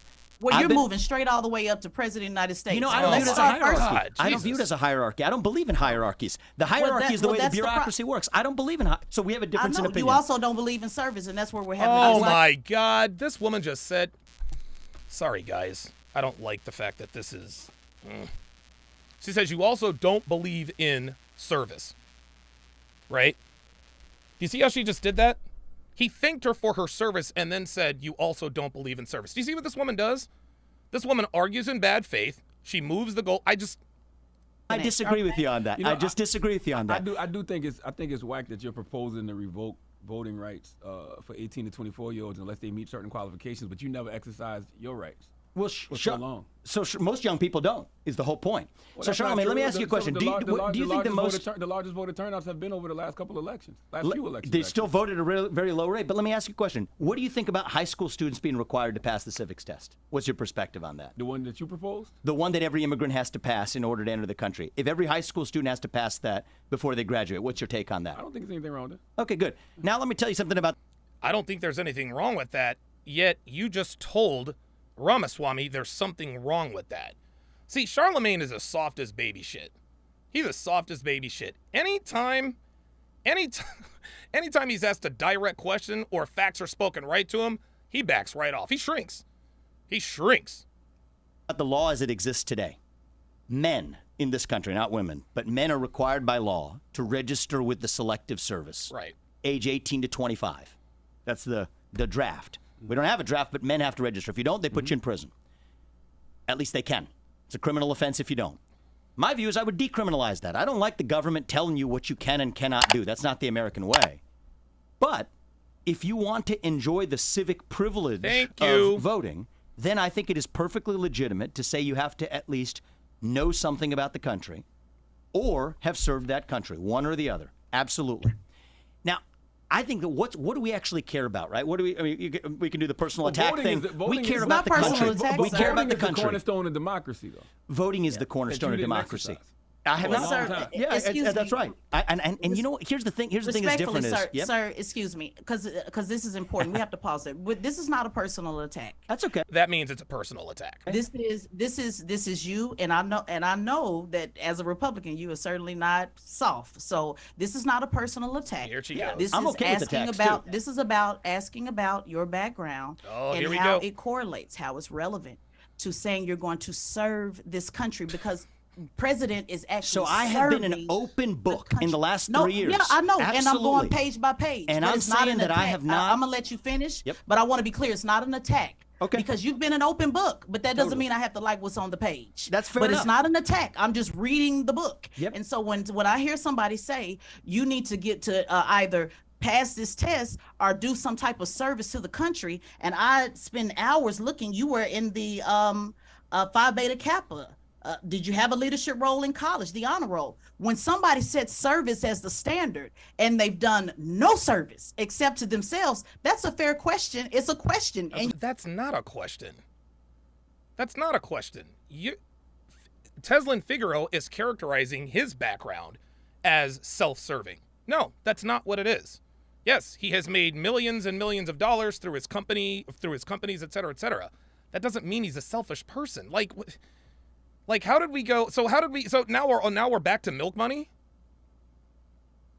Mal MC with the $5 super chat says Latinas all day, every day. So I've been on. I was on high school student council. Yes, absolutely. Were you a leader? Were you a leader? I was a vice president of my high school student council. Absolutely. I was the president of the National Honor Society. I can go down the list. It's just that that's what I was asking you to do. Go down the list. But so I was a president of the National Honor Society. I was the vice president of my student council. I was a lead amongst the volunteers at the hospital where I served growing. See, the reason why he didn't want to mention that stuff is because he realizes that this does not mean that this doesn't qualify nor does it disqualify him to run for the president of the United States. That's what he's getting at. He's like, dude, I'm not going to talk about my being the vice president of student council. And no one is going to vote for Vivek Ramaswamy because he was the vice president of the student council. No one is going to vote for him because he volunteered at a hospital. Yet Tezlin Figaro is sitting here pretending that Tezlin does not care about. She doesn't care about his background. Let's just be clear. She doesn't care that he volunteered. She doesn't care that he volunteered or not. Okay? Tezlin Figaro she's only worried about being combative. That's it. She's not asking real questions. She's being disingenuous. She's arguing in bad faith, and she keeps moving the goalpost. And every time she says, well, this is not a personal attack, it looks and sounds like a personal attack. I was actually a leader in volunteer research over the summers. from my senior But year. all of that, but you already admitted all of that was to get into college. Oh, No, my go God. ahead. See that? You can't win for losing. There we go. So he mentioned, see, there we go. See, he can't win for losing. He can't win for losing. See how she tried to play gotcha right there? She says, well, you haven't served. You haven't served, okay? I did this, this, and that. Well, you just did that to get into college. You can't win for losing with this woman. Guys, what you guys are, this is actually very important. This is actually very important here. What you guys are seeing, and I wish more white people, I wish more non-black people were aware of the Breakfast Club, because these exchanges between Tezlin Figaro and Ramaswamy and Elder earlier, guys, this is what black men go through in their relationships every day. This is what black men go through in their relationships every day. You can't win for losing. You can't win for losing. Black women will set up trap questions. Well, what have you done for me lately? Well, I did this, that, and the third. Yeah, well, only because it got you X. Well, you asked me, what have I done for you lately? I listed what I did for you lately, but then you want to turn around and say the reason I did those things was only to self-serve. So if I didn't do anything for you, I'm an ain't shit nigga, but if I do things for you, it's because you only want to serve yourself. You only want to serve yourself. Gentlemen, this is what the average rank and file black man goes through in his relationships with the average rank and file black woman in a relationship. And you wonder why the passport bros exist. You wonder why black men are going overseas. You wonder why black men are dating non-black women. Guys, you're looking at the example why. You can't win for losing. You can't win for losing. It's a bunch of, she's argumentative, she's combative, she's arguing in bad faith. Who the hell wants to, dude, who the hell wants to, can you, look. I'm sure Ramaswamy's probably aggravated right now, but listen, he's going to leave and go back to his life. Can you imagine living with a woman like this? Can you imagine living with a woman like this? You know what? I'll tell you guys something else. I actually just had an epiphany. And this was, I actually told Devin this a couple days ago. You guys are, and I'm going to bring this back around, so just stay with me. You guys are all well aware of, or a lot of you are well aware of my relationship backgrounds, right? I often talk about the 4 relationships that led me to this community. I call it the Fantastic Four. My marriage to Darcy, low quality human being, committed paternity fraud. She was a drug addict, blah, blah, blah, blah, blah. There was that one. Then there was my relationship with Amy. I met her when she was 19. She had a 6-year-old, had a child at 13 years old by a man who was 32 years old who was in prison. Turned my life upside down, right? Could potentially have really derailed me. Relationship number 3 was the relationship with Susie. Shortly after moving west, I got into a relationship with a low quality Latina. Pardon me. It took me 3 weeks to diagnose. Okay, I'm not doing this anymore. Later on, I'm on the phone with a friend of hers. She says, yeah, Susie's fine. She's out on a date. I was like, wait a minute. Why do girls get over breakups so easily? And the rest is history. Would you guys like to know why? I am sitting right here, right now, and I'm being 1,000% serious. The only reason why I am a free man today, the only reason why I'm not up to my neck in shit, the only reason why I'm not either dead or in jail is because I did not date any black women after the age of 20 years old. Can you imagine if Amy were black? Could you imagine if Darcy were black? Can you imagine if Susie were black? I stopped messing with black women more than 20 years ago. And guys, I made every conceivable mistake. I made every conceivable mistake possible. Every mistake, guys. Every mistake. I trusted girls. I was used, abused, but I'm still here. I'm still here. Can you imagine if every one of these relationships, and those 4 relationships, that's just 4. I've been in some really fucked up situations with women before, trust me. But the only reason why I'm sitting here today is because none of these situations involved American black women. Of that I am certain. This is why I'm sitting here today, because I did not deal with women like Tezlin Figaro. I did not deal with women like Swantasha, Al-Qaeda. Walmart, Keisha, whatever the fuck. I've been through, dude, guys, I've made every mistake conceivable. And a lot of people, even myself, I'm sitting here, I'm like, dude, I think to myself, like, okay, I got lucky in some situations and this and that and the third, but a man who's made the mistakes that I've made with women, guys, I should have 5 kids. I should have a driver's license because I can't pay child. I mean, I should be, nope. The only reason why I am not in jail, I'm not in prison or dead is because none of the relationships I was in past the age of 21 years old was with black women. That's why I'm a free man today. That is what Tezlin Figaro represents. Tezlin Figaro represents the death of the black man. But it's a death that you can avoid. You don't have to mess with women like Tezlin. You don't have to mess with American black women if you don't want to. Marriage causes divorce with the $2 Rumble rant. Says, thank you for this. Wow. Says, thank you for this masterclass, Donovan. This stream should be compulsory viewing for any horny young guys about to get baby trapped for 18 years of child support. Man, oh man. Man, oh man. Let's continue. But I am admitting it. I think that I know that's self-service though. Do you understand the difference between self-service and service? I think the reality is, I think we just all have to be more honest.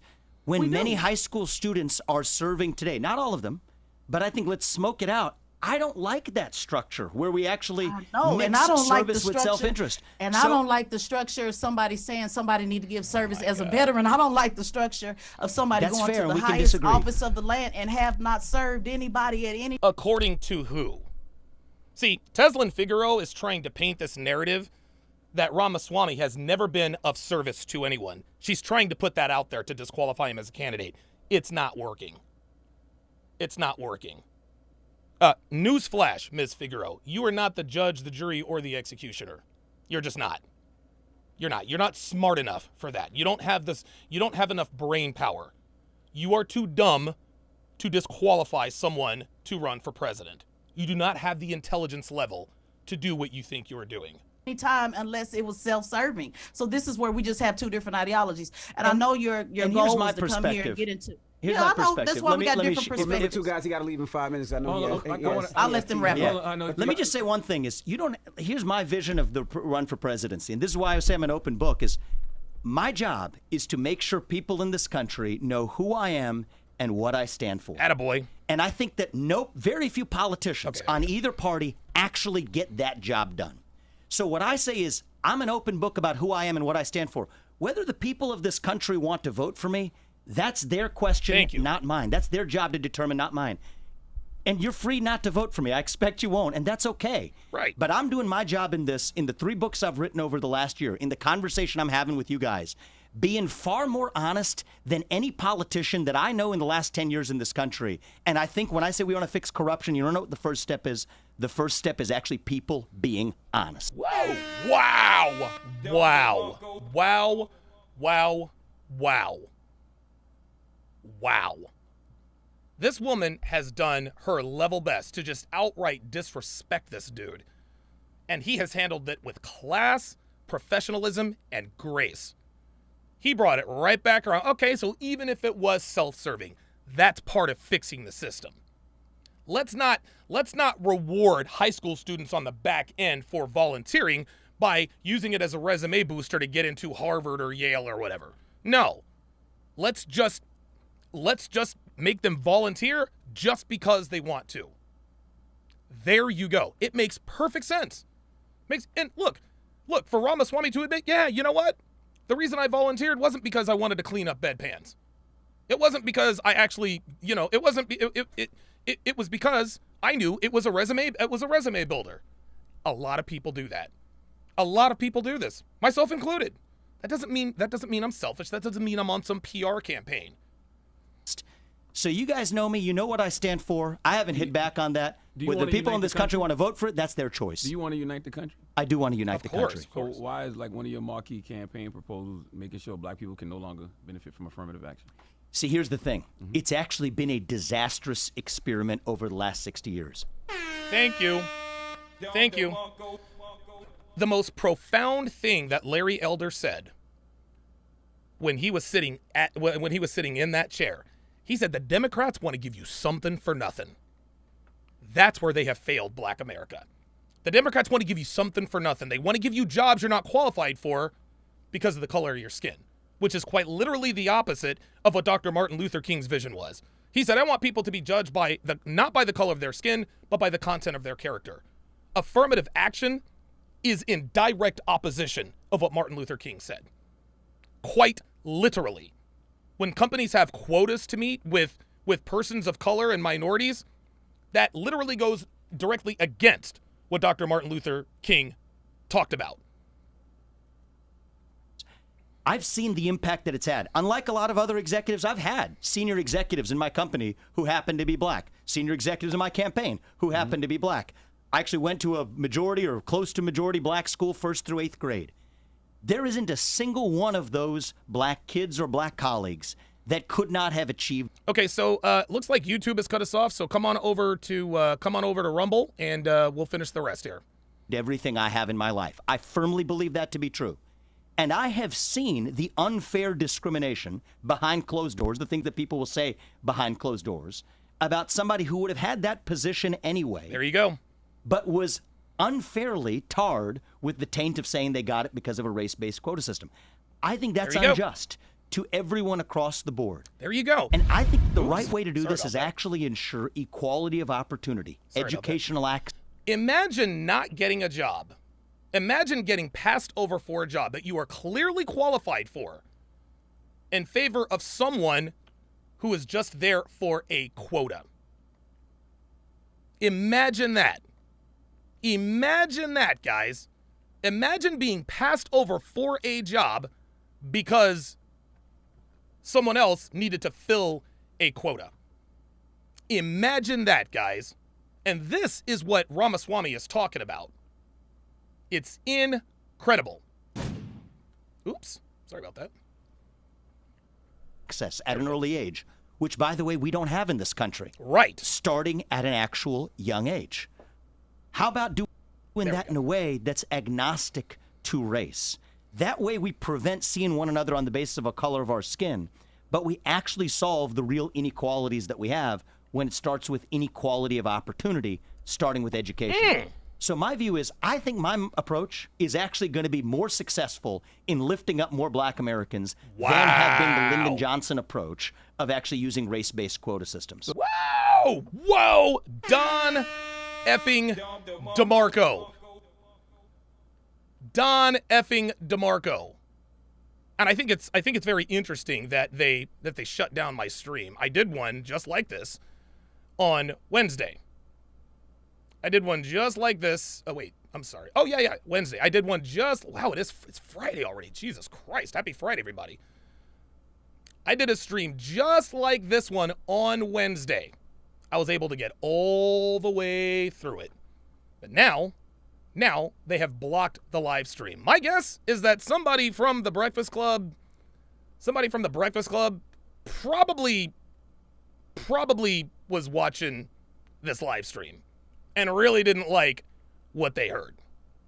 They didn't like what they heard at all. So what they're going to do is they're going to try to hit me.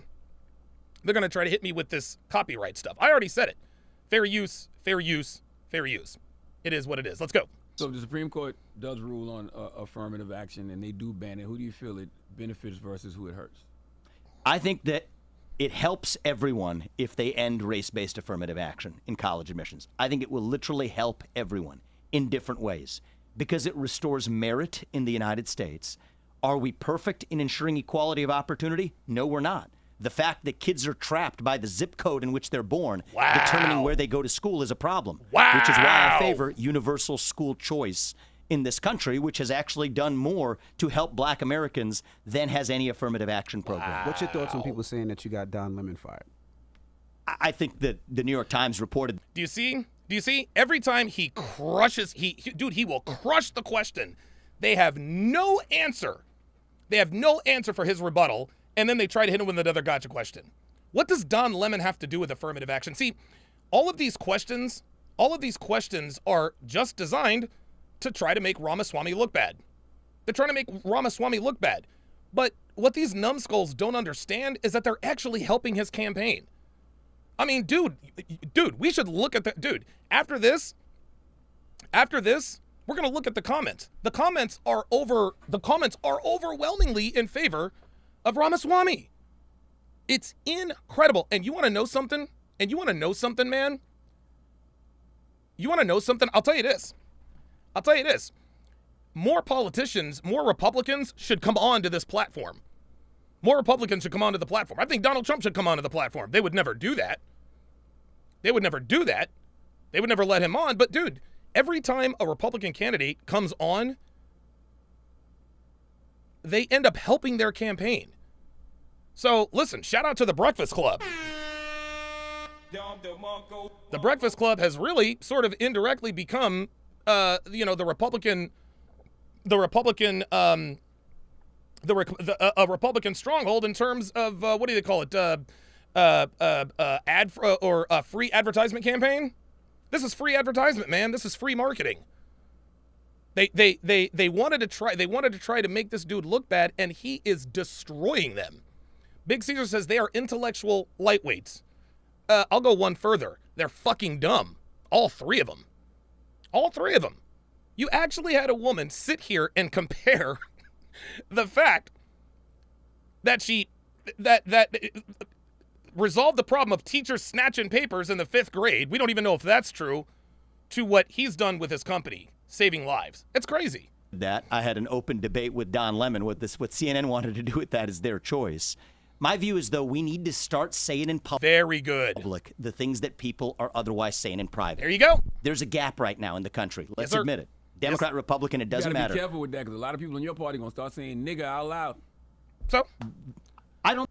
Wow. Do you see this? Do you see how every time he wipes the floor with them, they up the ante?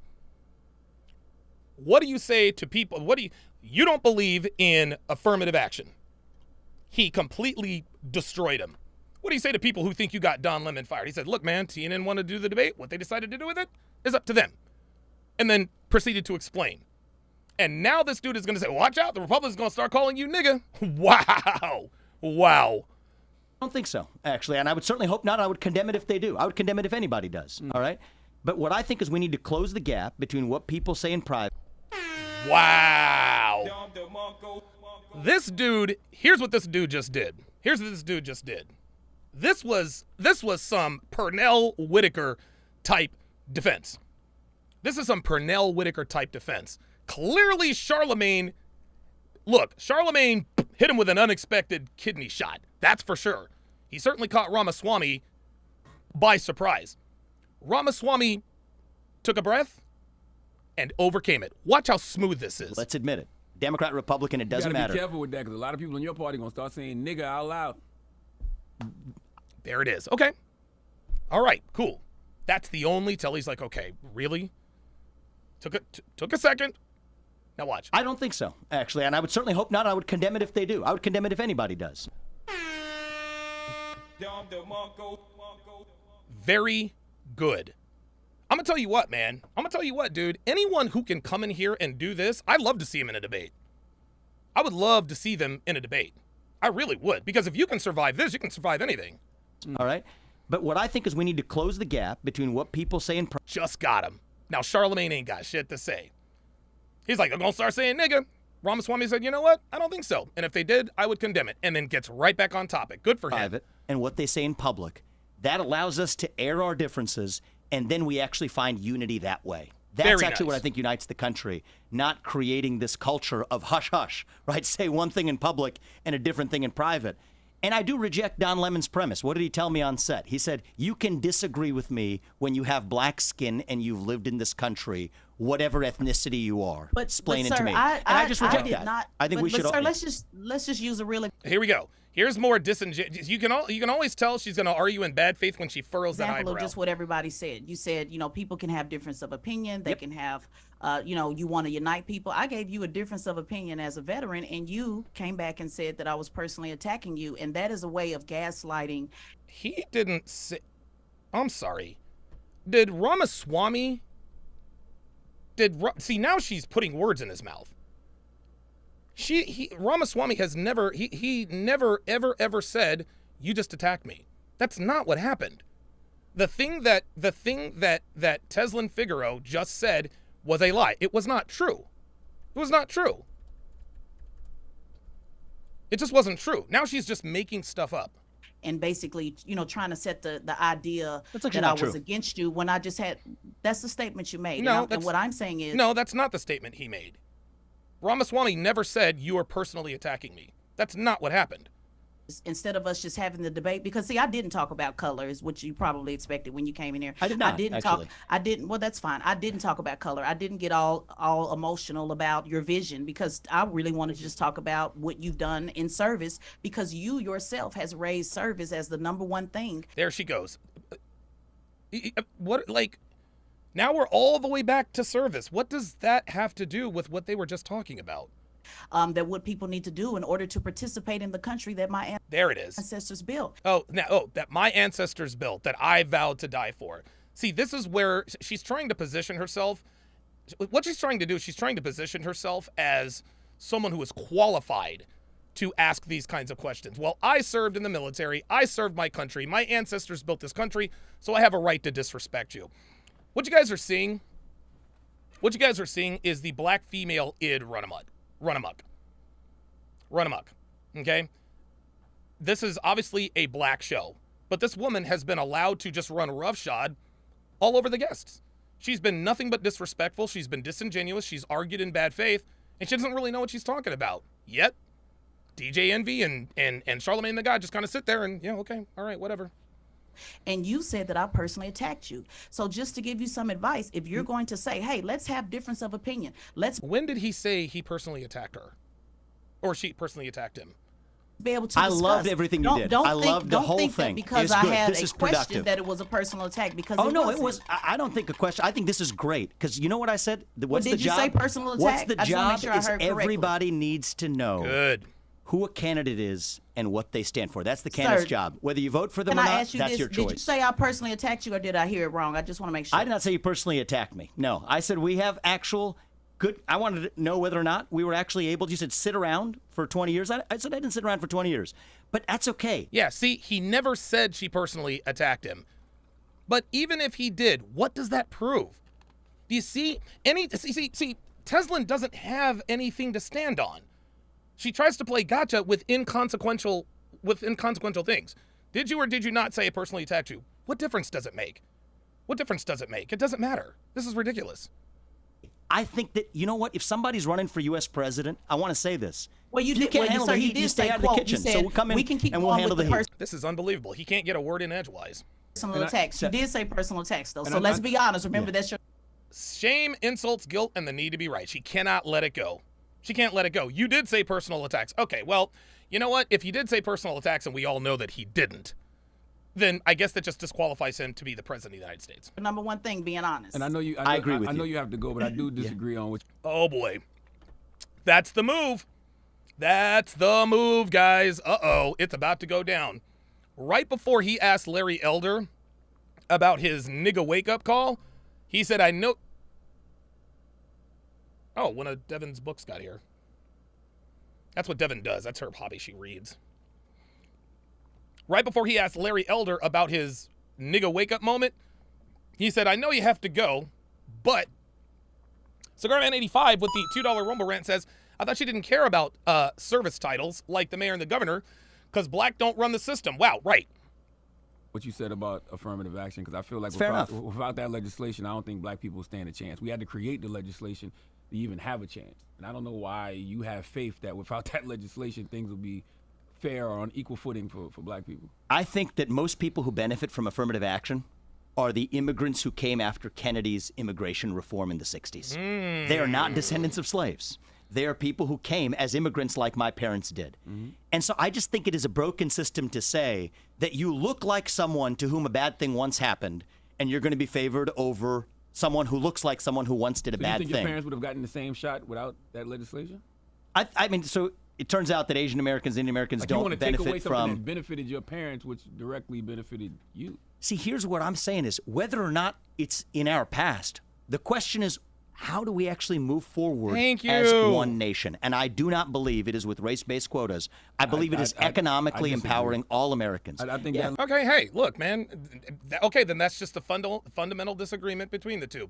I'm good with that. Legislation was put here to protect people that look like me, people that look like you, and I think you're ridiculous to want to get rid of. Here's what I would say is Look, ridiculous to want to get rid of it. See, Charlemagne can laugh, but he does nothing. He didn't add anything substantive to his argument.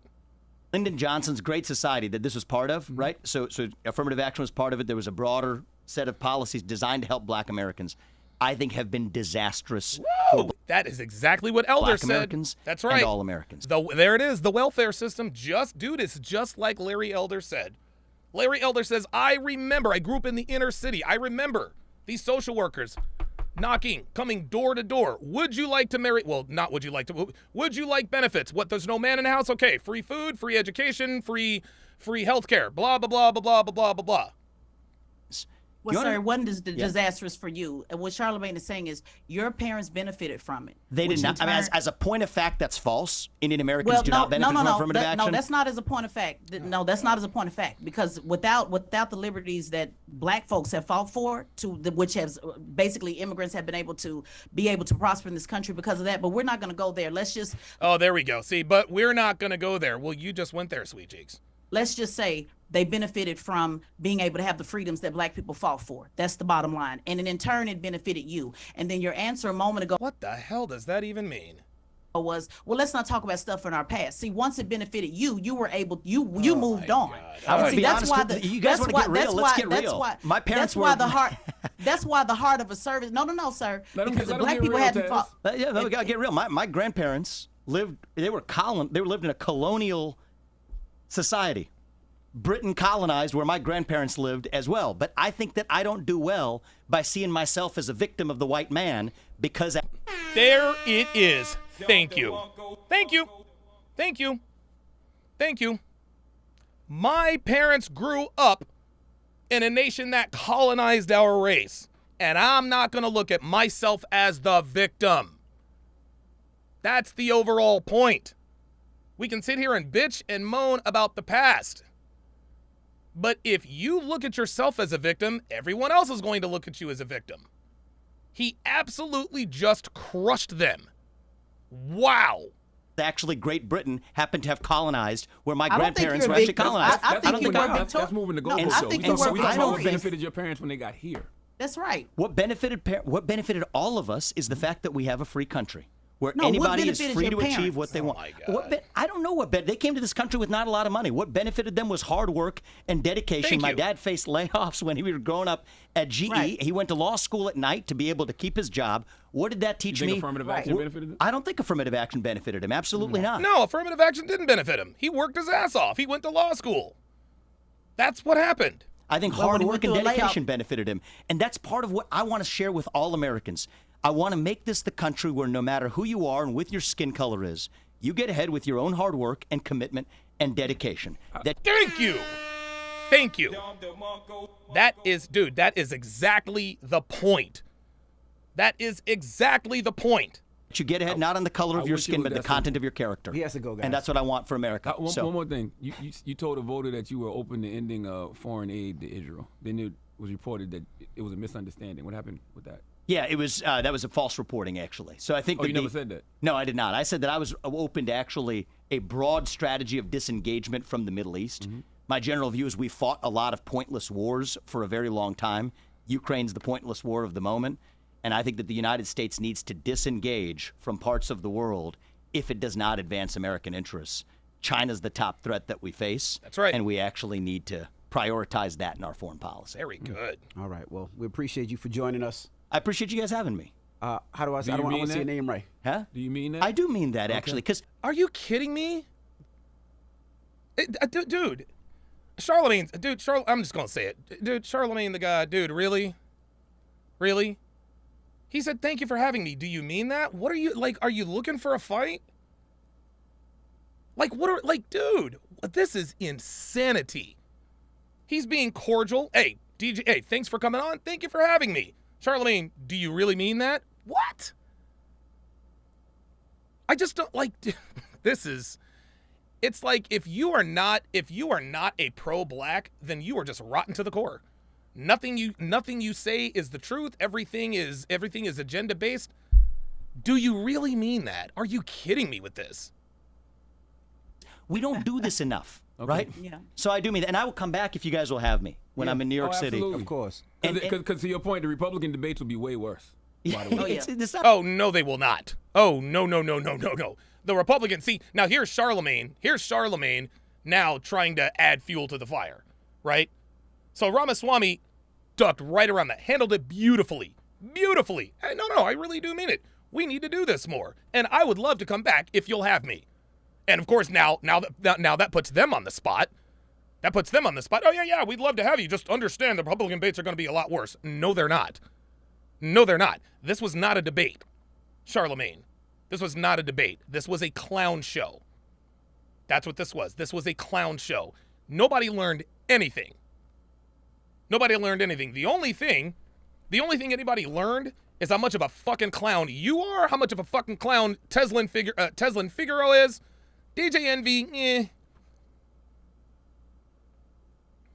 Not really. Chris I mean, we got to get real with I each can other. definitely tell you, Chris is going to ask about your background, so you might want to start volunteering on your free time. Oh, I don't believe in virtue signaling. I am who I am. I'm an open book. We're all imperfect human beings. There it is, virtue signaling. See, that's what she wanted. See, that's what that was. Tezlin was trying to get him to virtue signal, but he didn't do it. And so now Tezlin with the parting shot. Well, do you see how Tezlin and Charlemagne continue to take shots at him on the way out? Are you sure? Do you really mean that? Got around that? Well, the Republican debates are going to be way worse. It's like they're trying to get the last word in. Shame, insults, guilt, and the need to be right. Shout out to Kevin Samuels. Man, holy. Oh, my God. Man, that's what I'm saying, Kevin. Jesus Christ. What, the French toast? I'm asking the same thing too, Kevin. This is nuts. Imperfect country, we aspire to be the best version of ourselves. Yeah, that's not virtual signaling, though, sir. That's just a question. Baby. No, see, she can't even say virtue signaling. We aspire to be the best version of ourselves. Yeah, that's not virtual signaling, though. Virtual signaling. This ignorant bitch can't even speak English, and she's still arguing. Sir, that's just a question, and you need to aspire to do something other than something that benefits yourself. That's all. If you want to say you're going to serve the country. Has to get that parting shot in. Gotta get it in. The president is a service role. It's not running a business. Okay, yes it is, number one. The president is a service role, number two, but the president doesn't be the president for free. He ain't... Yo, check this out. My girl. The president gets paid. Sweet cheeks. The president gets paid. John Kasich, a Republican congressman out of Ohio. He won, I think, one of the House of Representatives slots. He didn't want to take the money. He says, nope, keep the money. Eventually, they said, if you don't take this money for this job that you are doing, you will be charged with a crime. So he had to take the money. Nobody works for free. But here's Tezlin Figaro still trying to get the last word in, trying to make this dude look bad. Wow. Here's the positive I'll give you. I think your message is powerful for young Americans across this country to hear, and that's what I'm going to take. My message is right for you. That's actually what I'm going to take. Unbelievable. Do you see this? He is trying to give her he's trying to play nice. Hey, your message is great for young Americans. No, my message is right for you. She continues to be combative. This is insanity. It's not running a business. So here's the positive I'll give you. I think your message is powerful for young Americans across. See, she wants to make everything negative. Anytime someone does that little shoulder roll that Mayweather does as a shot, no, we're good. No, she wants to throw a rabbit punch. She wants to hit him below the belt. Watch. Across this country to hear, and that's what I'm going to take. My message is right for you. That's actually what I'm going to take from this. No, my message is for you, because you're saying that people need to reach a certain level of service to be able to vote in the country that my ancestors fought and died for. So my message is not for you. See, I don't do visionary messages. She says my message is not for you. She said my message is for you. Then she says my message is not for you. and then Charlemagne and DJ Envy laughing.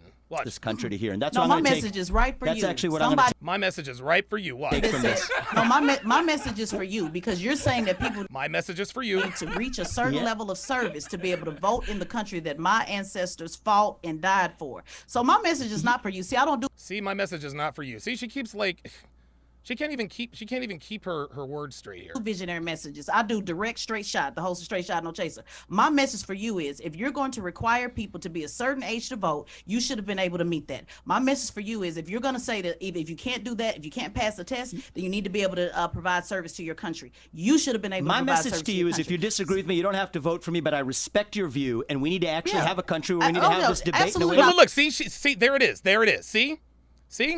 He's being respectful, and she can't allow him to be respectful. She can't allow him to be respectful. She wants to make him look bad. She wants to make him, she is hell-bent on making this man look bad, and Ramaswamy won't let her do it, but she won't let him not do it.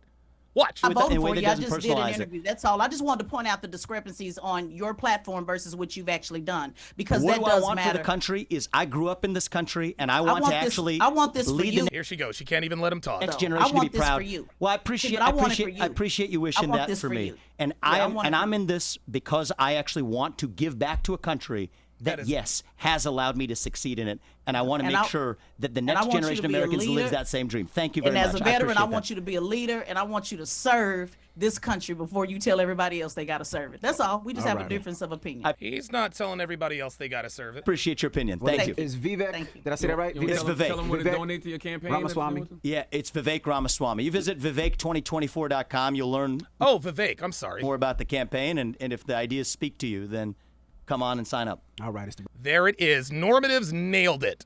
They're so mad that he's holding Frame. This is what happens when you hold Frame, is they continue to up the ante. Just like this. Ramaswamy absolutely killed this interview. Killed this interview. This woman, dude, this woman and Charlemagne the God, they did their level best to just disrespect this man. They did nothing but disrespect this dude. They tried to trash this dude, and he just rose above it.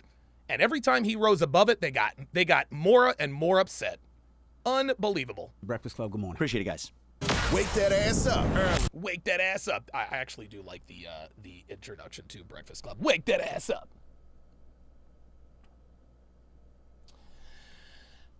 That was incredible.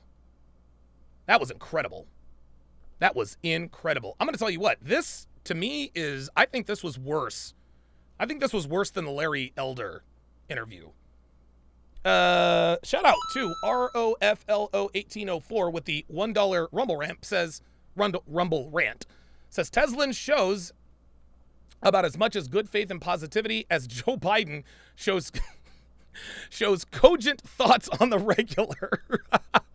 These smooth-brained fools need some lessons on humility and history statistics. She's complete trash. Wow. I like Vivek. I do. I think Vivek, I think he is a G. I think he is very, very good at what he does. I'm going to tell you what, man. Dude, like, I can't vote, but if I could, I think I'd vote for the guy. I like him. He's young, he's new, he's articulate. Vuzel says, man, this makes us look so bad. This will cause people to lose respect for us. I can't stand niggas. Yep. Yes, sir. Yes, sir. Yeah, see, Charlemagne the God he's not a black man. He a nigga. Tezlin Figaro is not a black woman. She's a nigga. Y'all. That's what this comes down to. That's what this comes down to. Man. These people, and again, I think the Breakfast Club, I think honestly, I think that the Breakfast Club is probably one of the most powerful platforms for the Republican Party. Because anytime anybody goes on there, all they do is get votes. Let's take a look at these. Look, I looked at the let's take a look at these comments. This is insane. This is incredible. Watch this.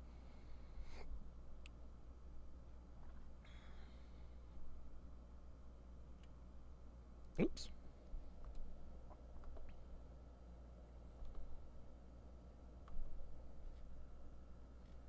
Let's see if it'll let me go one more. There we go. Look at this. This is unbelievable. Oh, Maestro Man says there are some states where you can vote as a felon. Connecticut is one of them. Okay. All right. Okay. Well, shit.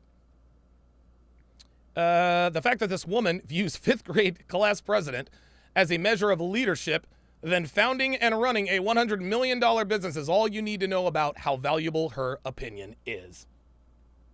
I'm going to tell you what, dude. This is the Breakfast Club. This is a bad look. This is a bad, bad look. Yeah, 45,000 comments, guys. Oh, wow, I can vote in Virginia. Damn. Okay. Thanks, Breakfast Club. You've shown us why Vivek will be in office in 2024, either as president or VP. The patience he demonstrates in front of stupidity is exceptional. Pray for America. Dude, can you imagine a Trump Ramaswamy ticket? Can you imagine a Trump Ramaswamy ticket? Wow. Vivek Ramaswamy handled himself well. The hosts love picking the racism card and love Vivek's response to everything. Yep. Dude, look at this. Vivek is so much smarter than everyone in the room. Oh, here we are. She's a classic example of everything wrong with American education. You are not kidding. Wow. This is unbelievable. Not one vote. Not one negative comment about Ramaswamy. Thank you, Tez. Yours is the first truly combative interview I've seen of Vivek. I now know he can handle himself even when an interviewer who has zero standards of objectivity who attacks him personally, all while gaslighting that it's not personal. Oh, wow. These people. Oh, man. Dude.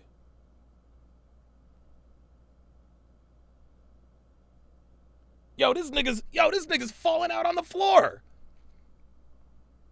Yeah, I find it amusing yet predictable that they stopped the stream. They stopped the stream because they were clearly watching. They were clearly watching.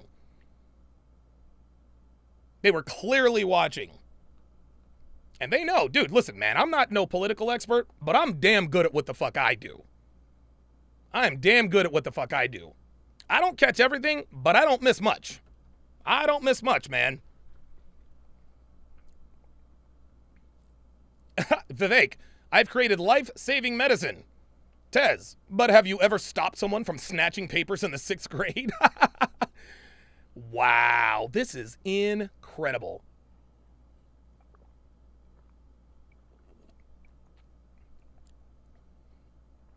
This lady is the prime example of why America has the problems it has today.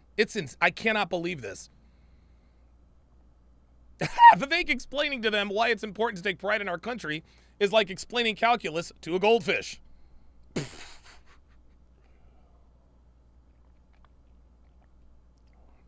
Yeah, Solomon says, thank the Lord Jesus Christ for Rumble. Guys, Rumble's the future.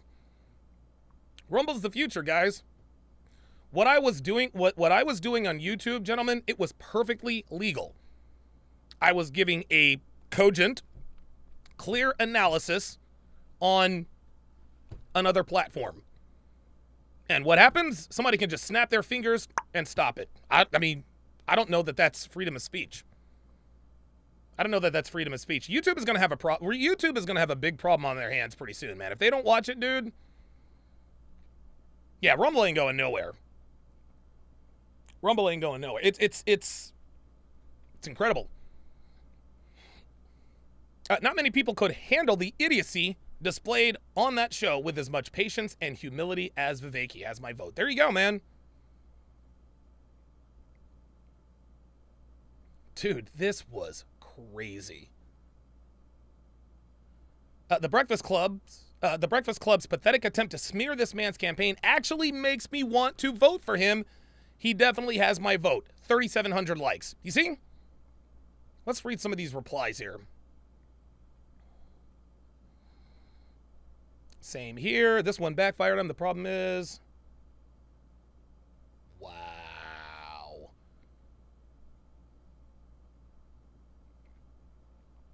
This was incredible. Yep, Vivek totally wrecked the hosts. As an African American, Vivek is the man to serve us. Jesus. This video is a free masterclass on how to conduct yourself during a completely hostile interview. Thank you, Vivek. You want to know something, guys? I've actually done some research on myself. And I'm pretty hard on myself. Because, I tend to, lose frame a lot. I get loud, I get crazy, I get boisterous. That's a weakness of mine, sure. But that only happens when I'm here in studio. If I'm joining via Zoom or, StreamYard, that's when I tend to go off the rails a little bit. But that doesn't happen when I'm actually on site. I never lost frame on Saucecast. I've never lost frame on Saucecast when I'm there. Never lost frame on Fresh. I've never lost frame when I am a physical guest in the studio. Never lost frame. Never, ever lost frame. I've done it plenty of times when I'm sitting here and I'm joining. But when I'm sitting right there in front of people, never lost frame. And my guess is that Tezlin Figaro probably would not be as bold as she was if she were in the privacy and the comfort of her own home. I don't think she would be as combative. I had to stop this interview and come back so many times because of this woman. She started to focus more on his high/middle school accomplishments instead of the fact that he has run a pharmaceutical company and has developed medication to save lives. Thank you. I am probably going to vote for this guy after this interview. I'm trying to tell you, man. It is absolutely incredible. This is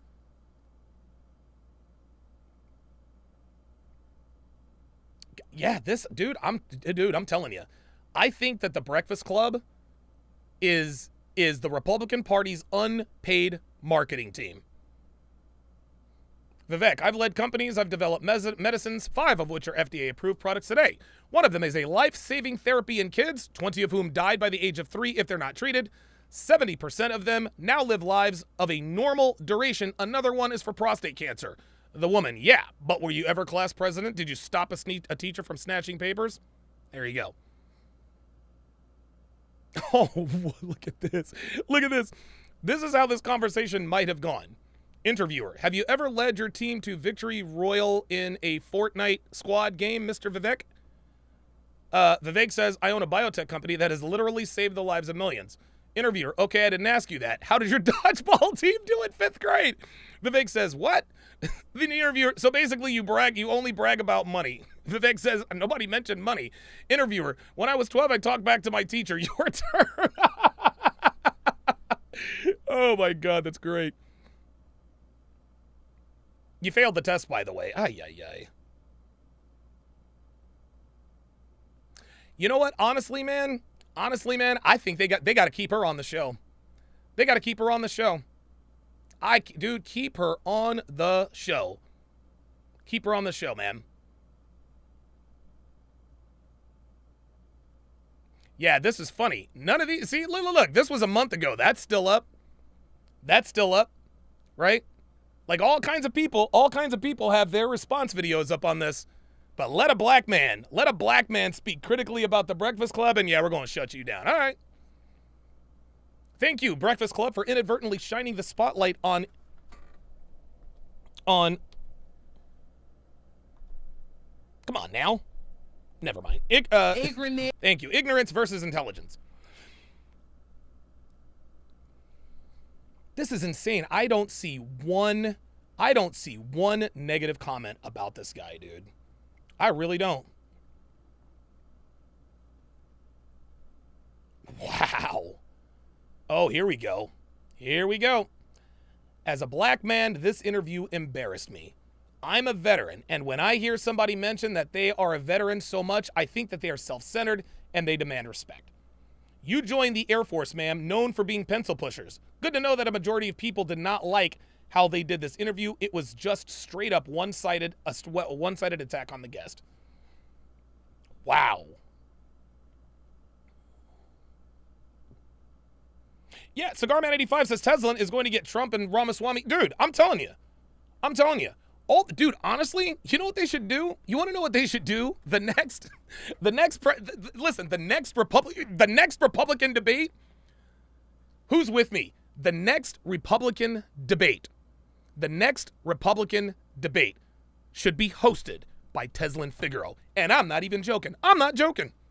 I am not joking. I think the next Republican debate should be hosted by Tezlin Figaro. I really do. If the Republicans really want to make their stamp in this country, you got to make Figaro, you absolutely have to make her the moderator. You have to. Because people like her, it reveals who people really are. We found out who Larry Elder really is. We found out who Vivek Ramaswamy really is. We found out who they are. They are genuine, honest, hardworking people. And there was no way we were going to be able to see that unless Figaro came in with her bullshit questions. I'm being dead serious. The next Republican debate should be hosted by Tezlin Figaro. I am not kidding. I think that would be beneficial for the Republican Party. Yep, exactly. Yeah, no. Yeah, dude, totally. Look, Breakfast Club, Don DeMarco, man. Because these interviews are revealing, like, Tezlin Figaro, she's the avatar for the black community, guys. That's it. She is the avatar for the black community. And I think, honestly, man, my next video is gonna be about her. It's gonna be, pre-edited and pre-cut. Yeah. Tezlin Figaro, she is the avatar for the degeneracy of the black community. So yeah, dude, keep rolling her out there. Keep rolling her out there, man.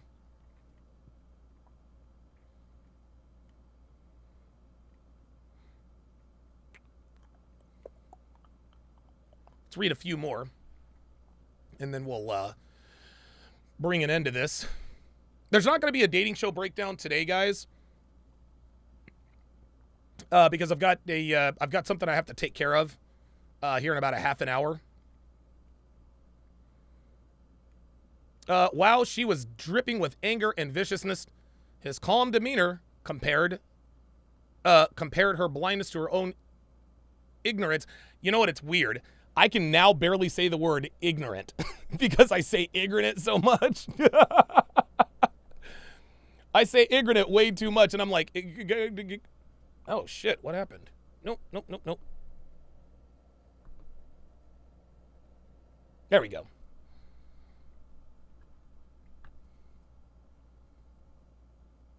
Let's read some of these. It was really painful to sit through this. He is an honest guy. This was funny as hell. The host and the woman are very hostile towards him, but Vivek handled him with class. As a lifelong Democrat, I will now be voting Republican for the first time because of Vivek. There you go.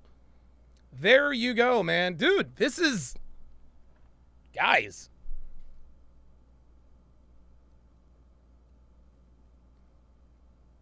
Oh, this looks interesting. As someone said, quote, real gold is not afraid of the melting pot.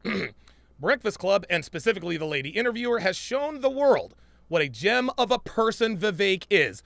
See that? We now really know who Vivek is because of her. The world out there is angry, and there are people who need to be pacified. I feel we need Vivek to listen to these angry men and women and pacify them. Then only society will unite to make America great again. Wow. Profound comment. Ruffalo 1804 with the $1 Rumble rant says Tezlin Figaro isn't the avatar. She's the avatar for black degeneracy. Yeesh. Yeah, you're right about that.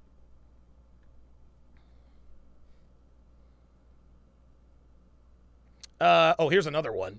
I'm sure she served in the armed forces purely out of the goodness of her own heart and her to be of service. Nothing to do with the GI Bill, the sign-on bonus, or the opportunity for financial mobility. She is insanely sanctimonious and should be flat out embarrassed. She's talking about something she did in 6th grade to a man who was the valedictorian of his high school class, by the way, and has accomplished more in his life already than she will ever dream of. Yeah. Yep. It's so funny. When people try to make you angry, but they see it's not working, it makes them more angry. Finally. The open hostility these people show him is surprisingly refreshing. Well, there's the black community for you guys, huh? There it is. There's the black community for you. This interview made me like him more and more. The way he had to deal with the stupid questions, and the lady in the screen speaks Yeah. Yep. God, she is insufferable. All the hosts were actually. She was the most insufferable. Charlemagne was second. Envy, not so much. He earned my vote. She did personally attack him. Just because he doesn't attack you back doesn't mean you didn't attack him. Right. Wow. This is 45,000 votes. 45,000 comments, guys.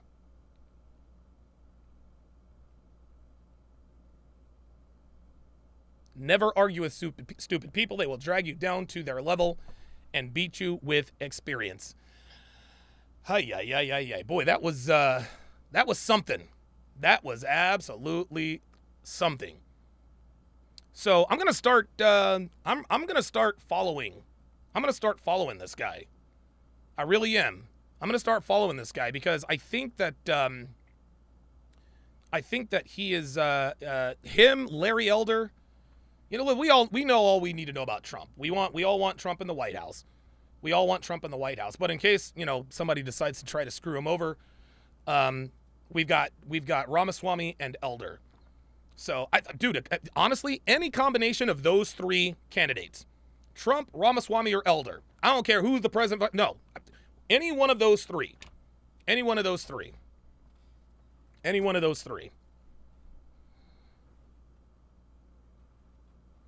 Looks like Jonathan Taylor has until Tuesday to find a trade partner. Oh my God, the Dolphins are trying to get... Oof, wow. I don't think the Dolphins have the capital. We'll read a few more, then we'll call this thing to a close here. I know they really tried to paint him as selfish, but I think he really wants to help make the country better. Dude, nobody has ever thought that Vivek Ramaswamy was selfish. Nobody. Here's one. Wow, 3,500 likes. I don't have a specific political affiliation. However, I'd like to express my gratitude to this woman for influencing me to support Vivek and encouraging me to exercise my voting rights. There you go. There it is. Oh, here's another one. That one DJ Envy, talking about how you keep talking over her when simply answering and correcting her nonsense. The lady calling him selfish for taking leadership roles, and then Charlemagne calling him ridiculous for having common sense. This entire crew is laughable at this point. Yeah, the Breakfast Club is a joke, guys. It's a joke. It's an absolute. It is an absolute joke. It's an absolute joke, man. These people. Oh my God, dude! All of these. Oh, that's the Millionaire Morning Show. I've never heard of that. That looks like Anton. I don't know if that's Anton Daniels. Well, Anthony Weiner is back in politics now. Huh? How about that? Hey, I'm on suggestions. Vivek has already earned 481,000 votes. Thank you, Breakfast Club. Oh, here we go. This is a good one. I am a 100% service-connected disability veteran. No one joins the service and their first motivation is, quote, serving the country. I joined because I made bad decisions in high school that left me with very few options at 18 years of age. I joined to see the world. I joined to become a man. I joined to make my parents proud. Once I was in and graduated boot camp, I felt very patriotic and proud to have made the decision of joining. My dad's generation served. They were drafted and sent like cannon fodder to Vietnam, World War I and II, and Korea were drafted also. The narrative of join the military and you're a hero for life because you put your life on the line is a load of hogwash. In the service, there are plenty of heroes. Those heroes usually end up with medals that show in the moment they were heroes, and lots of heroes are awarded posthumously. I'd love to see her service record. I'm sure she joined, like most veterans, I know, and myself. That being for selfish reasons. There you go. There you go. Wow. I don't usually comment on things, but I had to this time. This woman embodies everything that is wrong with our generation. I'll read one more here.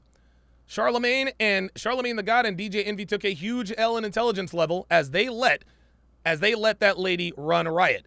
Vivek used his intelligence and used the situation to his advantage by calling her virtue signaling out. It is easy for him to convince the learned, okay? But she really helped him reach the masses by playing her trumpet about the lunch/paper snatching and service. Yep. Wow. Incredible. Fantastic episode, you guys. Great time. I think it is extremely telling. I think it is extremely telling that they snatched the video off of YouTube. But don't worry, I deleted it. And I deleted the Larry Elder one as well. But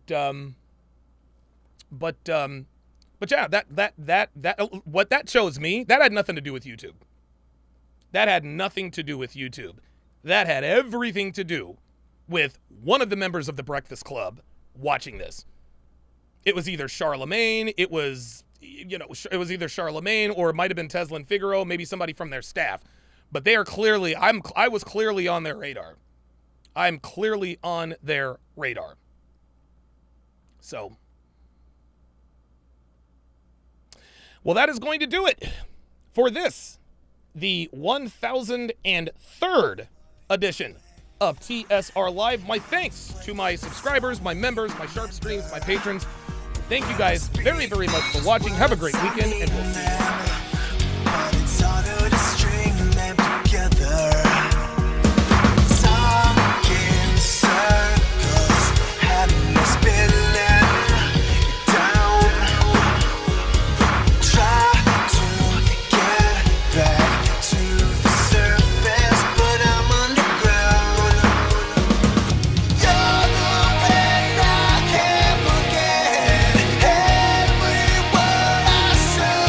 Said